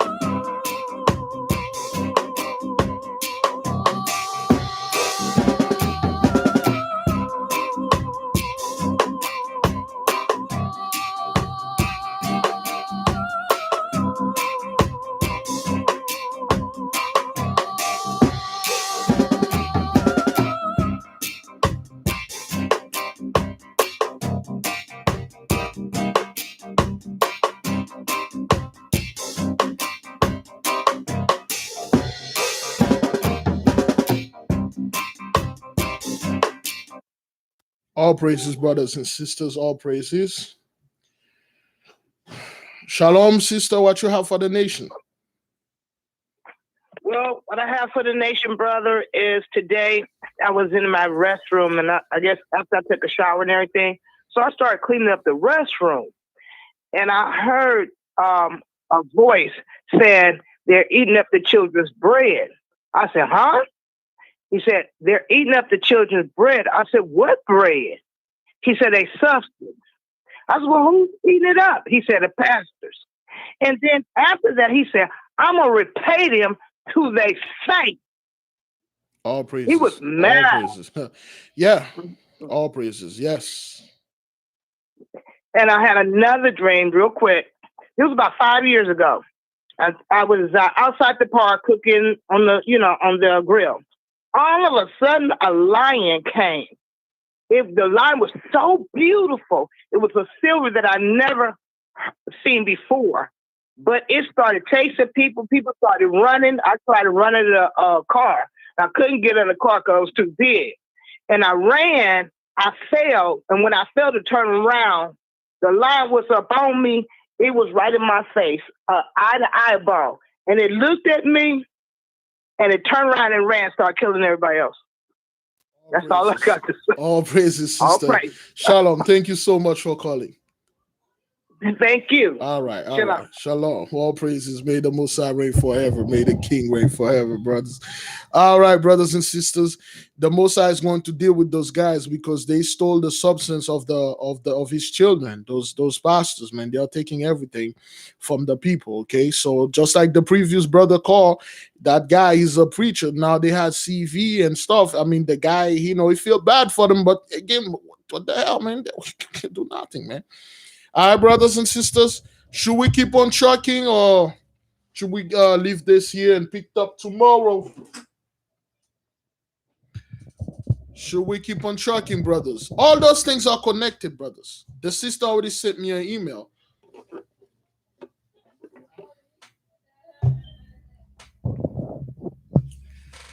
All right, let's hear what the people have to say. If the people get bored, if we need to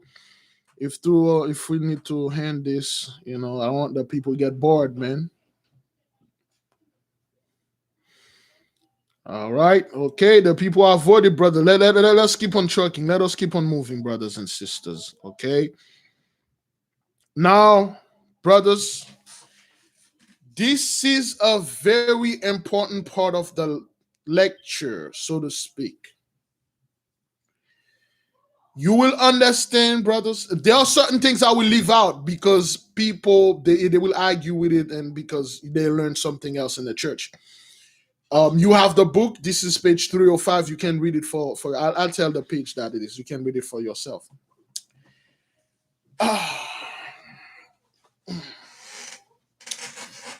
Now, Ishbosheth is dead. The kingdom of Ishbosheth's side is technically David. David, Riley, all Israel is united. There is a huge party, ceremony, a huge coronation going on in the land. Now David is going to make king a third time. The first time, brothers, anybody remember the first time David was king? Who made David king the first time? For those of you who've been following. If you don't know, that's fine. That's fine. We'll tell you.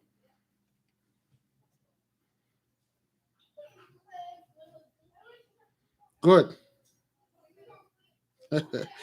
Thank you, Sister Lorraine.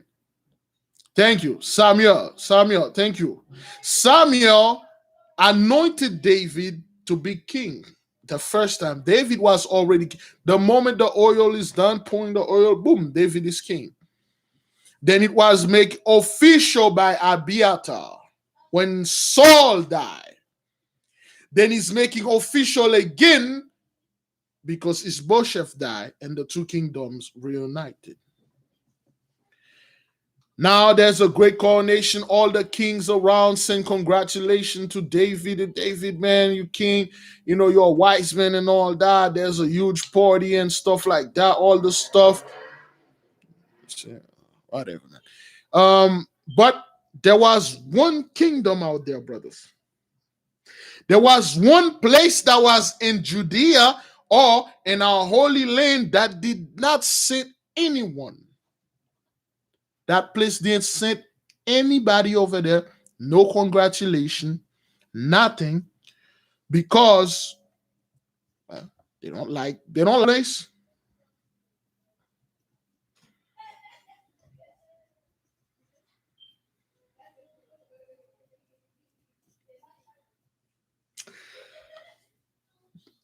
All right, all right. Well, anyway, this place is known as the Citadel of the Jebusites.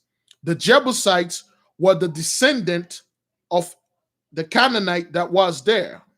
Now it says there was but only one place with the whole kingdom over which Saul had reigned, and which was now under his own rule, that did not send a delegate to Hebron to do homage to him.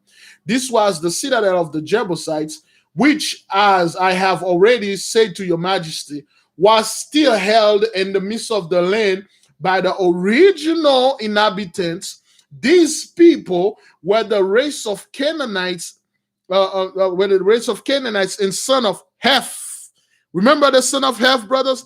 The son of Heth, of whose family Abraham bought the burial place of Machpelah at the time of the purchase, of which he entered into a covenant sealed by an oath with the children of Heth, that the castle of Jebus, their chief stronghold, should remain untouched by his prosperity, not only when they should come and possess the land, but forever. This is very important. Now, those guys, those Jebusites, they didn't want to send anything to David because they are Canaanite. Okay? If somebody's calling me, I'm not quite sure. If, give me a second, brothers.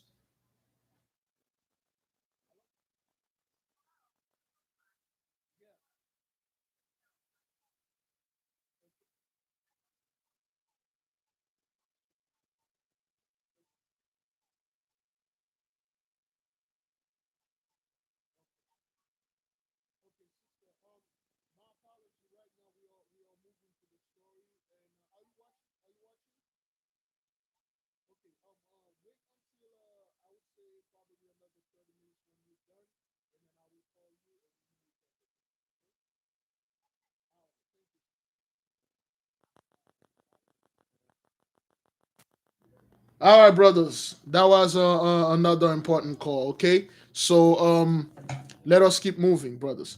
So now, the Jebusite, the descendant, the Canaanite, they did not want to go to pay David homage because they like, okay, well, hey, this is our land, this is our ancestors' land. Y'all Negroes, stuff like that.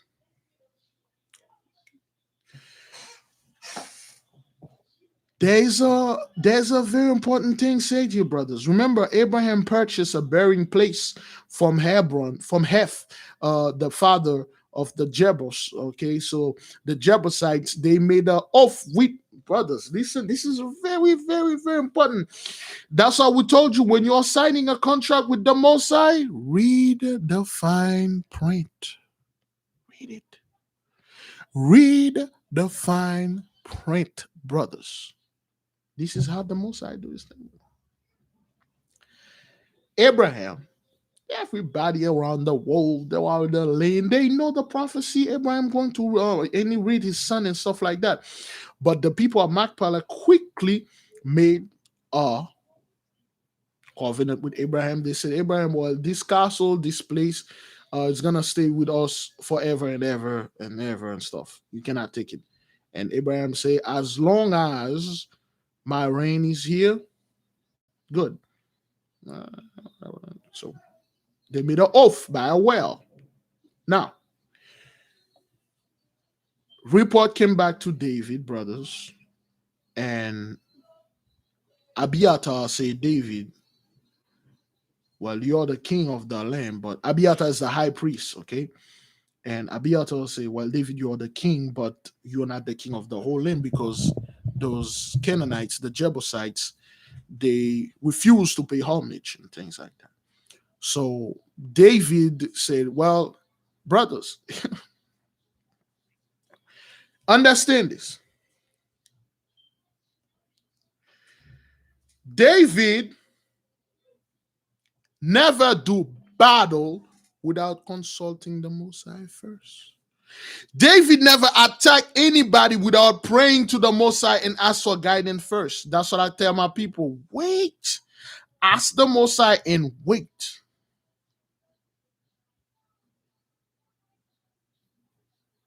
Ask the Most High and wait. So now Abiathar said, well, if this is like a defiance. If we stay, we don't do anything, those guys going to go and they're going to attack us. Then they're going to see you as a weak king. So now David said, what did the Lord say? So Abiathar, the high priest, went and talked to the Lord. And the Lord said, go ahead, attack them. I'll deliver them into your hand. And then Abiathar came back and told David, listen, Father said, go ahead, you will have victory. So David, again, brothers, this was our culture. Before we go attack any place, brother, we send a message of peace to surrender. Surrender and peace. Then everything will be good. No bloodshed and stuff, because you know how God is. They sent a message, peace, to the king that ruled the Jebusite and stuff like that. He this is what he said, and in return, he was very proud. He said, with confidence, very great confidence, the lame have never scaled these rocks on which we dwell, nor the blind found their way into our gates. So shall thou and thine be. And if thou comest to war against us, for thou canst not come hither. The king of the Jebusite of the place, he told David, the paraplegic, the lame, the people that can't walk, cannot even climb this. The people that are blind can't find this place. That's how you're going to be if you come and fight us. Because, brothers, the wall are so high. The wall so big, they're high. Remember, those guys were giant. The giant, their forefathers, the giant built those walls. So they talked a bunch of haste to David, and David said, okay. So David rallied a troop, an army, and then David went in and attacked them. So David is coming on his horse, but the wall was high. And then there was a couple of dudes over there that saw David coming, and then they flee. They flee. Those are the dudes that used to draw water from a well that is down there, but they on top of the wall, they flee. So the king have the door closed and stuff like that. And then David coming. And David sound the trumpet for the king to come out. He can't. There's nowhere around, brothers. They cannot get in there. Yeah, a lot of the ring, it's all that. They cannot get in there. The wall is too high. And then David look around. David make a proclamation. Whosoever shall first mount the walls shall be chief and coming over all my armies from both of Israel and Judah. So David made a declaration and said, whoever that can climb this wall and open the door from the inside and let us in, I will give him, he'll be the chief of all my armies, both of Judah and Israel. Again, Judah and Israel are the same thing. Excuse me. The reason why, because they have both kingdom, the northern kingdom and the southern kingdom. David was king of the southern kingdom, Judah. Ishbosheth was king of the northern kingdom. So now he died. So the kingdom, so he become, the southern and northern kingdom become one. Ishbosheth and his side were known as Israel. David and his side known as Judah. There is a very, very important things right here. Okay, so now when the soldiers hit that, and then out of nowhere, who came in? Joab. Joab, like, get the hell out of my way. And he goes, man, he coming out he push everybody, and then he just run head first to the wall. Head first. And then he climbed he took all his armor out, because those things were making him heavy. He had nothing but his sword, which he wrapped around his head, his chest, and then he climbed the wall like a cat. And then while he was climbing, the wall was so high, and then he found out the rope that the man that was on top of the wall, they were pulling this rope and put a bucket in it and draw water at the bottom of the well. So he find that rope, and then he climbing and get inside, kill everybody in there, and then he opened the door. Joab did. He opened the door like a crazy. Joab was freaking mad, man. He opened the door, and then when he got on top of the door, he waved his sword like, hey, I got them mother. I got those mother. I'm going to kill Brother Joab was crazy, man. Joab was crazy. So he actually opened the door. And King David and his army get in, brothers. They massacre everyone. They kill everyone, brothers. Victory! They took over the city. There's a problem.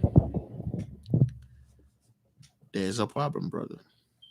Remember, there was an oath that was made between Abraham and the children of Heth, the Jebusites, that no matter what, brothers, this place will remain theirs forever and ever and ever.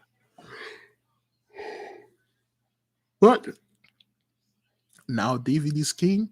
He went over there and killed everything. The oath is broken. And you agree, brothers? Let me know if the oath was broken. Let me know. They said the oath is broken. They are going to explain something here, because he's writing to the king of Assyria, Belus, and then he said, Belus, I know, but the oath is broken. Do you consider that oath broken, brothers?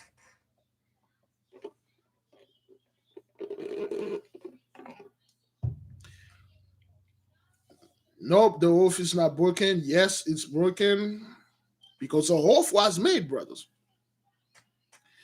Okay, no, the oath is not broken. So why is it not broken, brothers? Anybody know? For those of you who read the book, you know the answer. Yes, he broke the oath. So David broke the oath. Anybody know? Anybody know if the oath? Yes, the oath is broken. All right then. Brother, read the fine print, brothers. Read the fine print. Okay. Somebody say, I say, yes, he broke it. Oh. Okay. So most people say, yes, let me see. It was there, until they all died, the oath was fulfilled. If one was left alive, then yes, it was broken. All right. Okay. So, all right. Good. Some people say yes. Most people say yes. Some other people say no. All right. Yes. This is what happened, brothers. Absolute now and his dominion. Let me see. Oh boy, let me see. All right. Okay, yeah. I gotta go on the other page. Now, brothers, remember, David did this. This act of David does not imply a want of reverence for Abraham and his oath. But among us, one period of dispensation is to succeed another. And each is the divine ordained foundation of these successors one. You know who's explaining this to him? Abiathar, the high priest. Abiathar is explaining to Abbasis what's going on, what's happening. Remember, this is how the Most High do stuff. That's why we have to tell people, be very careful when you're signing some stuff with the Most High. He said, the call of, I'm going to have to read the whole thing, brothers, to understand. He said, the call of Abraham led to his settlement here. This was followed by his removal to Egypt, and that by a bondage, that by dispensation and the wilderness, that by the rule of the elders, by that the judges, and by that the two kings. Technically, he told you, this is Abraham. Abraham oath begin with the call of Abraham, when Father called Abraham. Led to his settlement here when Abraham come in the land, okay? This was followed by his removal to Egypt. They're talking about Abraham people, okay? Egypt. That by a bondage, okay? Those are a fine print you need to read. By bondage. That by dispensation and the wilderness. When they went into the wilderness, those are fine prints. They were still in the land. That by the rule of the elders and by the judges. Remember when the elders, the 70 elders rule, those are all the rule of Abraham. All of this fall under Abraham, brothers. That was the Abrahamic period. As long as they didn't break it in this time period, the oath was still valid. The contract was still valid until the judges, the elders, there were 70 elders were here. The judges came in, were here. The oath was valid. They were still under Abraham.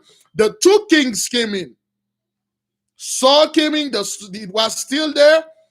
David came in. The oath was still there. Now David was anointed of the whole Israelite. Now the oath is ended with Abraham. Now your oath has to be renewed with King David, and you did not sign anything with King David, so your oath is not valid under the house of David, because David is now the whole king. Abraham was never a king. He was never the whole land king. You sign it with the quote unquote a subject. Now there is a man, he's the king of both kingdom. He didn't sign nothing to you. Your oath is done on the Abrahamic timeline. Now it's done. It's done. So now this is David now. Okay? Remember, Melchizedek came Adam came first. Then from Adam to, I believe, to Enoch, from Enoch to Melchizedek, which is Shem. After the flood, from Shem to Abraham. So whatever oath you made with Shem, as long as Shem was a high priest, he was like a prince or king. Melchizedek. He ruled until Abraham came in. Everybody have a period, brothers. Adam, Melchizedek, Abraham, now David. Understand this, brothers. Those are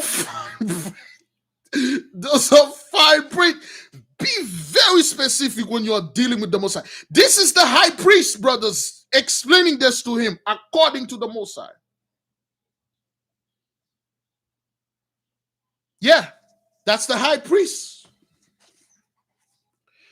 One form gives way to another, and David commences a new era of things. And David terminates all that belonging to the first great Abrahamic period of 1,000 years. So the Most High has something that he do every thousands of years. Fine print, brothers. Read that fine print. Yeah. Now, Abraham rules, Abraham period ended when David became the whole king. He was anointed of the whole land. So the 1,000 years of the Abrahamic period ended there. Whatever you were signing, this has to go with the Abrahamic period. You signed it with the Abraham. You never signed anything with the Mosiah. You signed it with Abraham. Now David is back. Now this is his time. And then David, everything is renamed. Everything is the same, but everything is renamed. So now that's 1,000. Everything has a expiration date, brothers. Everything that except for the blessing. That is why when they give the other people blessing, they give them a 400 years blessing. They just grab it and then run. They run with it. They didn't read the fine print. They say, hey, and the fine print right there, it says if you touch the children under that 400 years, if you mistreat them, you put them in certain things that the father did not tell you to do. If you mistreated them, you will have to pay. You will have to pay double. If you do the same, if you do them bad, bad's going to be done to you. They didn't read that fine print. The blessing, woo! They sign it, run. That's what it is. That is why when Abraham went out saving Lot and his where all the kidnapping Lot and his family, the whole city, Abraham took everything that they stole from the people, and then it gave to back, and then Melchizedek came in. It was symbolic. Now you understand when Melchizedek came in, and then he said, so can anybody write what Melchizedek say to Abraham? He said, Abraham, the Lord has blessed you. Technically, brother, he passed the scepter on to Abraham. So Abraham, my work is done, man. He's the scepter. My 1,000 years is done ruling. Now Hashem. Okay, so Abraham, this is your time. Go ahead, rule, man, Negro. This is all the book. Do your thing. All right? That's what happened, brothers. Read the fine print. Again, we know from the beginning the Messiah decide everything. The land was the land of Shem, Melchizedek, brothers. The land of Shem, the whole land, the beautiful land. Okay, so now, Abrahamic period of 1,000 years, the tradition and power of Abraham died and inauguration of the throne of David, who is the founder of the new dynasty. Okay, David does not destroy Abraham and the promise in him, but give them new direction to himself and his posterities. He is to be the to the future what Abraham has been to the past.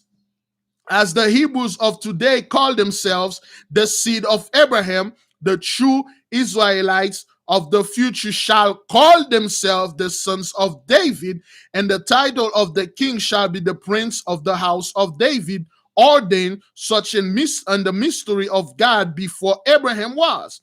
King David, therefore, was not breaking the oath of Abraham, for Abraham's power and the limit of his oath were only until David should annul it. The while Abraham saw David's day and bequeathed him and his house his scepter. The destruction thereof of the fort of Zion was that sort of destruction which take place in the seed before it germinates, a death out of which is developed a new life.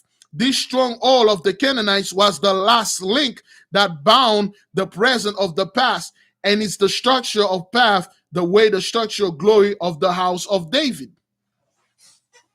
So now it's time for David now. Adam give it to Shem, Shem give it to Abraham, Abraham give it to, I think Adam give it to Seth or some dude of Seth or Enoch. It's everybody have a period. Everybody got a period, and then they passing on, and then David have the scepter now. Now David make his own rule, his own thing. Okay? That's why, brothers, if you have a house, you bought it, there are certain, you pay for the house cash, brother. The house is yours. And then you spend 10 years without paying anything. And then the IRS busted in, you say, what's up, Nick? What's up with you? It's been 10 years, we haven't received anything. What's up? I bought my house cash. Wait, you're talking as if this land is yours. You bought the house cash, you pay, right? You pay for the house, you pay for the castle that you built here. Where's the tax money, Negro? Oh, well, I didn't know about this, so you didn't read the fine print. You didn't call a lawyer, so the lawyer would say, "Well, hey man, you on the land, you have to pay the tax, so you will not lose the house." So now, if you can't pay the tax, brothers, you're going to lose the house, and then you can and then you cannot pay it, but then wait, man, you lose the house. Read the fine print. Read the fine print. Yeah. All right. Okay, before the sword, a house of David, before the sword of which all idols on earth shall be overturned and all enemies of God utterly perish. So they say under the order of the house of David, before the sword of which all idols on earth shall be overturned and all enemies of God utterly perish. Under Shem, remember, under Enoch, all the enemy weren't perish. Remember, the Mosai, Noah was about to destroy all the demons, but one demon ran to the Mosai and complained. It told the Mosai, well, Noah was about to get all of us. Can we get at least 1/5, 1/10 of us to rule the earth, to rule and our blessing until thing is over? And then the Mosai said, all right, go ahead, take 1/10 of your men, the rest, Noah bind him. And Noah bind the rest, and then 1/10 of those guys still here. Once this period is done, under David, this period is done, all of you demons going to go straight back to hell. There'll be no more war again. None of this garbage. That's what the contract. Brothers, the Mosai did everything with the period, with the contract. The Mosai give you a period, a contract, certain things to do, certain timelines, stamp onto it. But those people always make it seem like, yo, we want to be here forever, man, and stuff. The Mosai never told you this. It never did. Okay? By this act, he foreshadowed the conquest of the pagan earth by the last prophet and prince of his house, according to the prophecy of Moses. And all that we Hebrews do, O Abbasis, we do but to make copies for the future. Listen what this Abiathar told Abbas. He said, Abbasis, and all that we Hebrews do, O Abbasis, we do but make copies for the future children, okay? For the future. Adam, yeah, Noah, yep, Abraham, Moses, David, each these are founders of new things, beginnings and new creations, heads of era, each advance ever elevating our race. It's a step, brothers. There's level to this thing. You went from the ground to the dirt. You rise until you become the head of nations. So that's where we're about to become the head. There are a scale from it says here from Adam to Noah to Abraham to Moses, now David. And then this is what's going to come out of David. Okay? O Abbas is David. Each of these are founders of new things. Those are the Levite explaining the law because those guys know the thing. Okay? So each of these are founders of new things, beginnings of new creations, heads of era, each advance elevating our race and bringing us nearer and nearer to the splendid era of him let me read this again. Each advance, each era, this is important, brothers, each era advance elevating our race and bringing us nearer and nearer to the splendid era of him, of whom the patriarchs all have spoken as the last wielder of the scepter of David, and occupant of his throne, the Shiloh, of whom Adam walked with in Eden, Abraham saw in his teeth in Mamre. Jacob wrestled with for a blessing. Moses spoke with in Horeb. Joshua met at the fountain before Jericho. Who was there in the pillar and the clouds, and whose visible glory dwelt in the Shekinah between the cherubim. All praises to the Most High, man. He said each of those ancestors put us a little bit closer to this power, a little bit closer to this man right there. Each of them, there's step, there is level. Okay, you cannot stop in Abraham only and then that's it, you're good. Hey, this is Abraham, I'm step here, I'm good. Nope.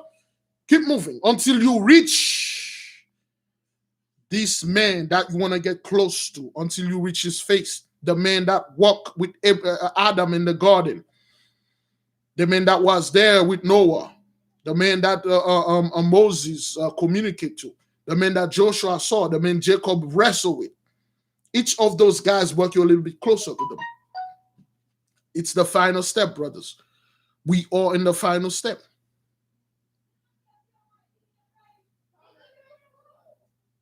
That's it.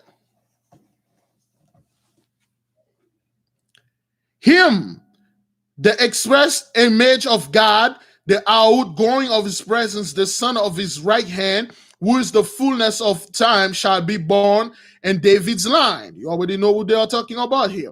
As his nature human, as his person divine and immortal, an incarnation in the flesh and blood of a virgin on the house of David, by the mysterious union thereof, is the invisible power of Godhead, a wonderful, glorious, divine man from heaven, invested with godlike power, whose throne shall be set in Jerusalem, and those dominions shall fill the whole earth. Y'all talking about YAHAWAH here, man. YAHAWAH is from the bloodline of David. Therefore, David. Therefore, Abraham, Adam. Remember, the Most High he only created Adam and Eve. So Adam beget Adam, Adam we beget Adam, Adam. Eve beget Eve. They just have different names. We are copies from the first thing that the Most High did. We are copies. We transcended. But remember, the seed of Adam was split when they ate this fruit, so to speak. It split the seed, wickedness, righteousness. The brother's coming, man. It's coming. Make way. Technically, it's making way. It's coming, brothers. Cain and Abel, yeah. Splits, righteous, wickedness. Okay, so I skipped this part, okay? So fragmentary prophecies of some mighty being to descend upon earth are not only scattered through all the Hebrews writing, but glittered in their obscure tradition. The whole national mind seems to live in expectation, not so much dwelling peacefully upon the present as looking restlessly to the future. So our people, brothers and sisters, they weren't living in the present. All of them living in the future, just like our people. They can't wait to see that great day. They can't wait to see that kingdom come. The brother came and make way for them. Get the hell out of the way. All of them over this. I mean, I would like to see this. I would like to see that great day. I would like to see the men. I would like to see the kingdom, the technology, that great promise, that great reward. All of them, bro. They don't know when. They don't know when, but they keep living the future. That's what it says. They live in the future. Just like our people. We always, brothers, always, like, when we will get out of this mess? When will this 400 years finish? When will the sky cry? Not Gentiles, brother. Gentiles, they want to live in the present, the way the thing is. In fact, they want to live in the past. They want to live in the past. No Gentiles right now want to live in this timeline right now. That's what they always symbolize in the past. Man, I wish it was the 1950s. I wish it was the 1940s. I wish it was the 1800s. The only good time when America was together, was united. Not when, although it was doing slavery, but it was good. That's why those people live in the past. They live in the past and love the present. They'll do anything right here, right now for the present. But our people, we always wonder the future. Man, what the future, man? We gotta go to the future. What's gonna happen when that blessing is coming? Father, people are having dreams and stuff and things like that. Because you know why? The word future, brothers and sisters, is synonym to judgment. Oh, for some. It's synonym to judgment. Yeah, people now, brothers, they want to go back. Let's go back 400 years. Let's go back to hell, 1492, when we just got here and relive those beautiful memories and stuff. And then when they get here again in 2021, and then they go back again in 1492 and relive the whole thing again and again and again. Not us. Nobody here, brothers and sisters, want to live our past again and again, brothers. We are running away from the past and we're going straight to the future. Because we know what's in the future. We know what's for us in the future, brother. That's exactly what it says here, brothers. Yeah, make America great again. Oh no, our people are like, hey, no. Let's move. No. Let's go forward. Sword. Forward. Yes. Okay. The whole nation mind seems to live in expectation, not so much dwelling peacefully upon the present, as looking restlessly to the future. Not like a nation who realize their high hopes. A nation not so much possessing a positive good, but expecting one to come. That their kingdom is to be first of all kingdoms. Their kings to be kings of all kings. The meanest Hebrew family believes this coming glory, brothers, listen to this. This coming glory, they assert, will be achieved by a divine youth of celestial beauty, whose nature is a union of angels and of men, but whom is to be born of a Hebrew woman in the coming ages. So deeply in the national faith, impressed with the idea that every wife in the land for 500 years has hoped to become the mother of the celestial prince. So all the women, brothers, all the women is like, oh Lord, make me carry this prince. I'll be that famous mother that, all the women, that's what all the women, brothers from other nations, they all know our stories, man. They know things going to happen, and they know at the last day, fellow, there's somebody supposed to come. He's going to come and kicking ass and taking name, man. They know that. They know that. All the women, they're like, I'm going to get myself a Hebrew man so I can get a slice of that cake in heaven or the kingdom, brothers, or whatever. Okay? The Most High is not going to come here and take everybody and go to heaven with it. That's not what that's not what that say, brothers and sisters. That's not what that said, okay? Now, brothers, this is page 308 and 309, brothers. They talking about let me see, Abiathar. Upon pressing Abiathar closely, he expressed his opinion that 1,000 years has elapsed from Abraham to David, and a similar period will elapse from David to the celestial powerful prince for his royal houses. So the 1,000 years from David to the celestial house, dude, is need a few more days, so to speak. Okay, it says here, brothers. Okay, all the wife in the land for 500 years has hoped to become the mother of the celestial child prince, but Abiathar asserts that this honor will be limited to the house of David and to a virgin princess most blessed among women of that royal line. Upon pressing Abiathar closely, he expressed his opinion that as 1,000 years had elapsed from Abraham to David, that was 1,000 years. Now to David to now, that's 2,000 years. That's why we are in 2021. And now the powerful prince of his royal house. This powerful prince is coming to rule over. The big man gonna stay up there and look at this. What's going on now? What's going on now? I'm the king of kings. My son, go down there, kick ass and taking name. Just enjoying this cup of wine right now. Go there, do things, brothers. Okay. Will the prince of the house of David, when he cometh, find the earth so wicked that he will rescind it and will form it by his power and wisdom and make it worthy of his throne?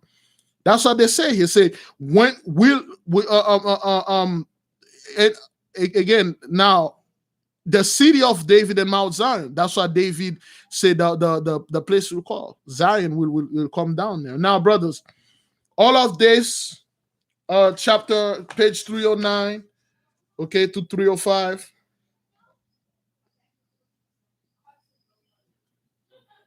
And stuff. So you need to read this. Now, this is the final sale. David said to Abbasis, and then the letter close. This is what David said to Abbasis, the Gentiles. He said the heathens. Okay, he said, "O Abbasis, who art become one of us in Israel, and worship with us the one true God.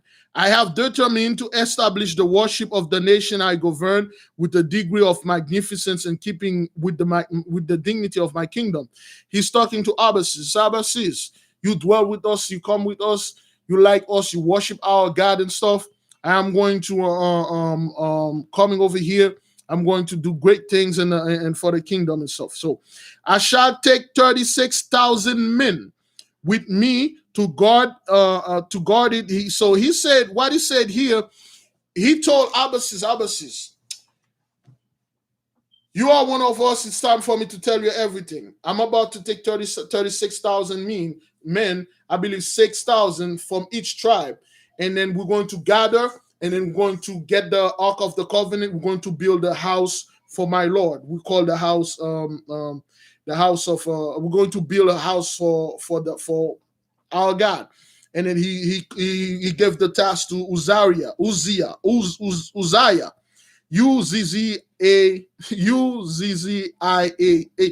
So he gave Uzziah 2 months to get things together. So now David is about to build a temple. So he taught, for those of you who understand this. So he taught.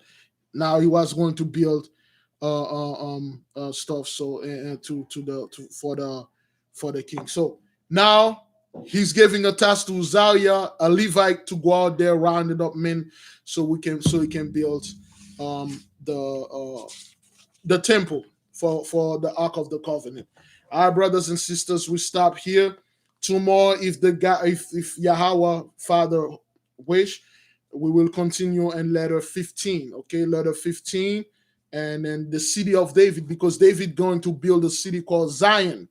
Okay, so now, brothers, you understand there are certain things that happen. Certain things the Most High use people to commit things. Why Abner died? Why Joab killed Abner? Why Ishbosheth died like a freaking little coward? Why the Most High used these Gentiles? Okay, we're suspecting like he's getting closer. Okay, understand this, brothers. Please, when you hear things like that, you pray upon it, brothers. Now, we have somebody that did call. She had some stuff she had some stuff she wanted to tell the nation. She may call anytime now while I'm talking this. Yes, so brothers, all praises to the Most High. All right, it's a pleasure to have you with us here and talking. Now we're going to go over certain things. Now we know for a fact that Adora mother was a Tadmorian. Okay, she was not a Hebrew woman. Adora father was a Hebrew. Now the Most High want to control the Tadmor, the land of Tadmor. He places quote unquote Adora and Abbasis as king and queen, but they didn't want that, brothers. Okay, those are true virtues, brothers. Those people choose peace over wealth. They choose a peace of mind over wealth. They choose happiness over money. Not all of us can say this, brothers. Not all of us can say I choose to be happy. I choose to be in peace than money. Not a lot of people can say this, brothers.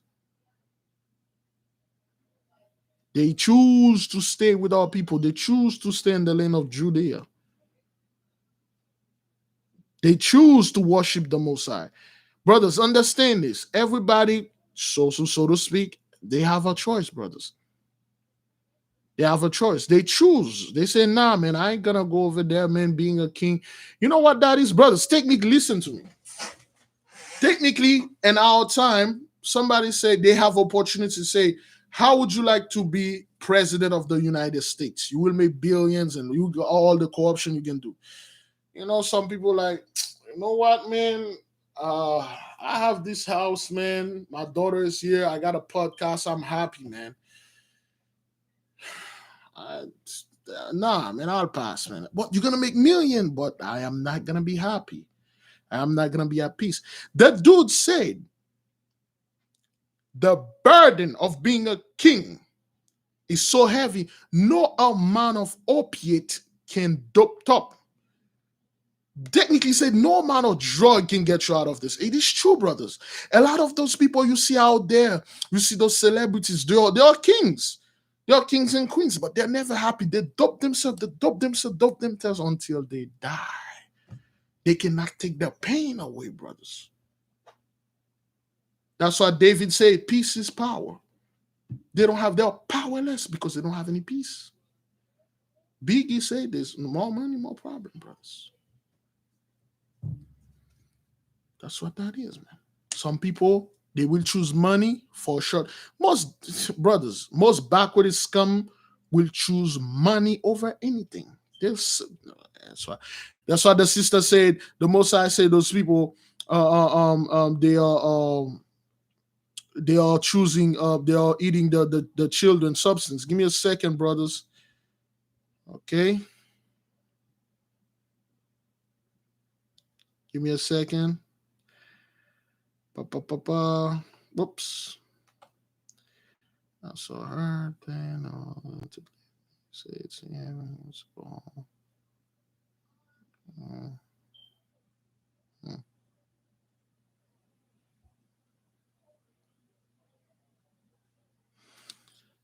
Okay.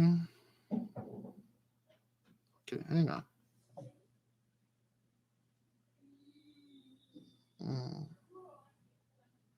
All right. Well, all right, Sister Gila, we will pray for you. All right, we will pray for you. I'll see what we can do. We will pray. All right, Sister Karen, I'll look at your dream after, and we will pray for the sister. Yes. Brothers, when we say they shall not have peace, you shall, when the Most High say you shall have not peace, brother, it's a big thing, man. It's a big thing, brothers. You got all that money, yet you're not happy. You got all this blessing. You got this yacht. Yes, you drug. Brothers, I'm always asking myself, why are those people not happy? I mean, I would have been happy. At least that's what I thought. Yeah, if I have a house, brothers, the house is mine. I got a bunch of clothes and money and stuff. And all I would have done is scumbag stuff. Go out there partying, do like Ishbosheth. Ishbosheth was happy. You know why? Because one, Ishbosheth was somewhat happy because he didn't read the kingdom, but he was sad because he knows somebody else out there trying to kill him.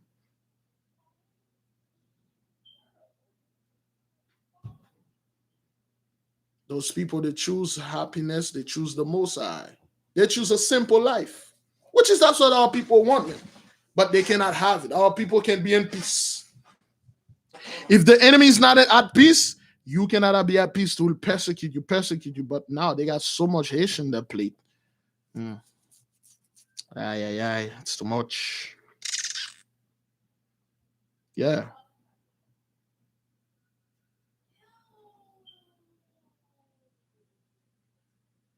Yes, brothers. Okay, now understand why the Most High has this period. Okay, there's the Most High. When you sign a contract with the Most High, read the fine print. That's why those people don't want to pay, brothers, because they didn't read the fine print. They're like 400.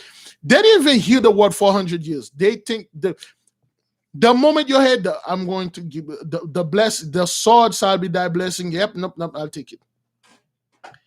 And then after, at the end of the blessing, they're like, wait a minute, there's a fine print here. He says, at the end of the 400 years, if you did treat the Most High, and you can get out of this. Brothers, there's no lawyer on this face of or anywhere else that can get those people out of that contract. lawyer, brothers. No lawyers anywhere in this universe can get those people out of this contract, brothers. You are locked in. You are locked in. You done. You done, brothers. You sign a contract, you didn't read it, you didn't have a lawyer there to look at it. It sounds good. It's something. You heard the word money. You sold your soul.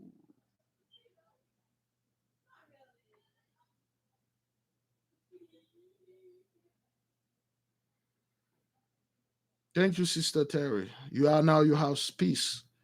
Peace, brother. Peace is very important. That's why the most I say, tell my children, be at peace. Peace. Brother, it's one thing that you can go to sleep at night because you know what you did. You can go to sleep, you know, somebody's coming after me. I have to pay for this thing, brother. I got myself I'll take the opportunity to say, oh, when I was a little bit younger, you know, I'm 31, but I got myself into trouble when I was in my 20s.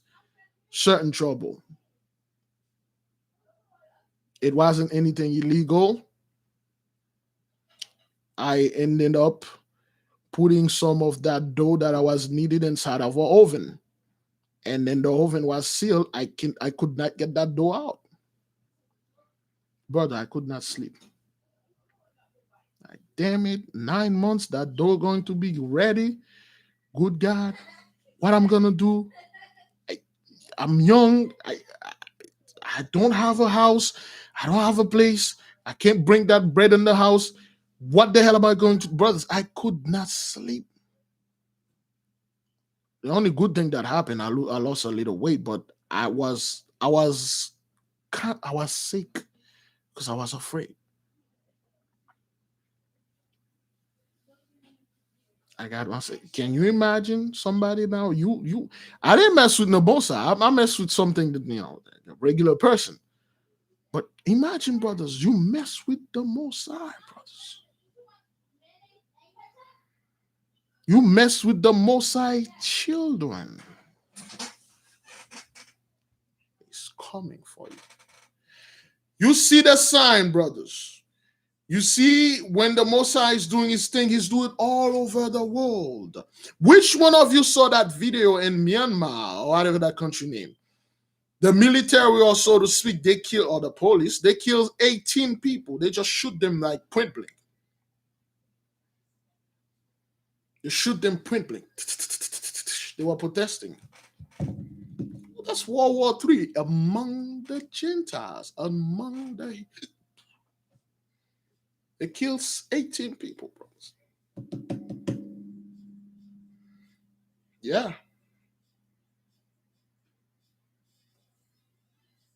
Be at peace, brothers. People think when they with the word peace anywhere, they're like, oh, that's talking to me. Whew. Oh, hell no, man. Brothers, you have to pay first.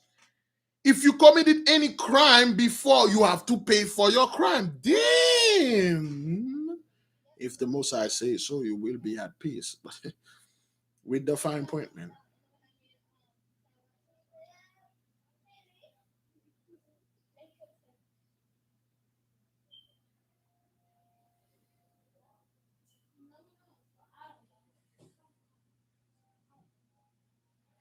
Brothers and sisters, the sun is down all around. We sanctify the fast. And today's day 29. Tomorrow will be the first time we complete a whole month, 30 days until the sun go down. Until the sun go down, we'll complete it 30 days, brothers. All praises to the Most High YAHAWAH. Okay, all praises, brother. The everlasting kingdom is here, brothers. We don't have that long. Strengthen yourself in the Most High, brothers. Strengthen yourself. Okay?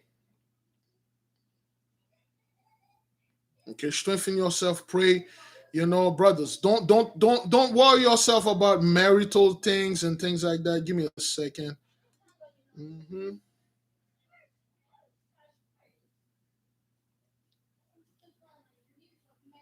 All right. Brothers, keep the fast going on. We're almost there. March 12th, the fast will be officially done. I will try it and finish the rest of this book, brothers, and then we will talk. Okay, brothers?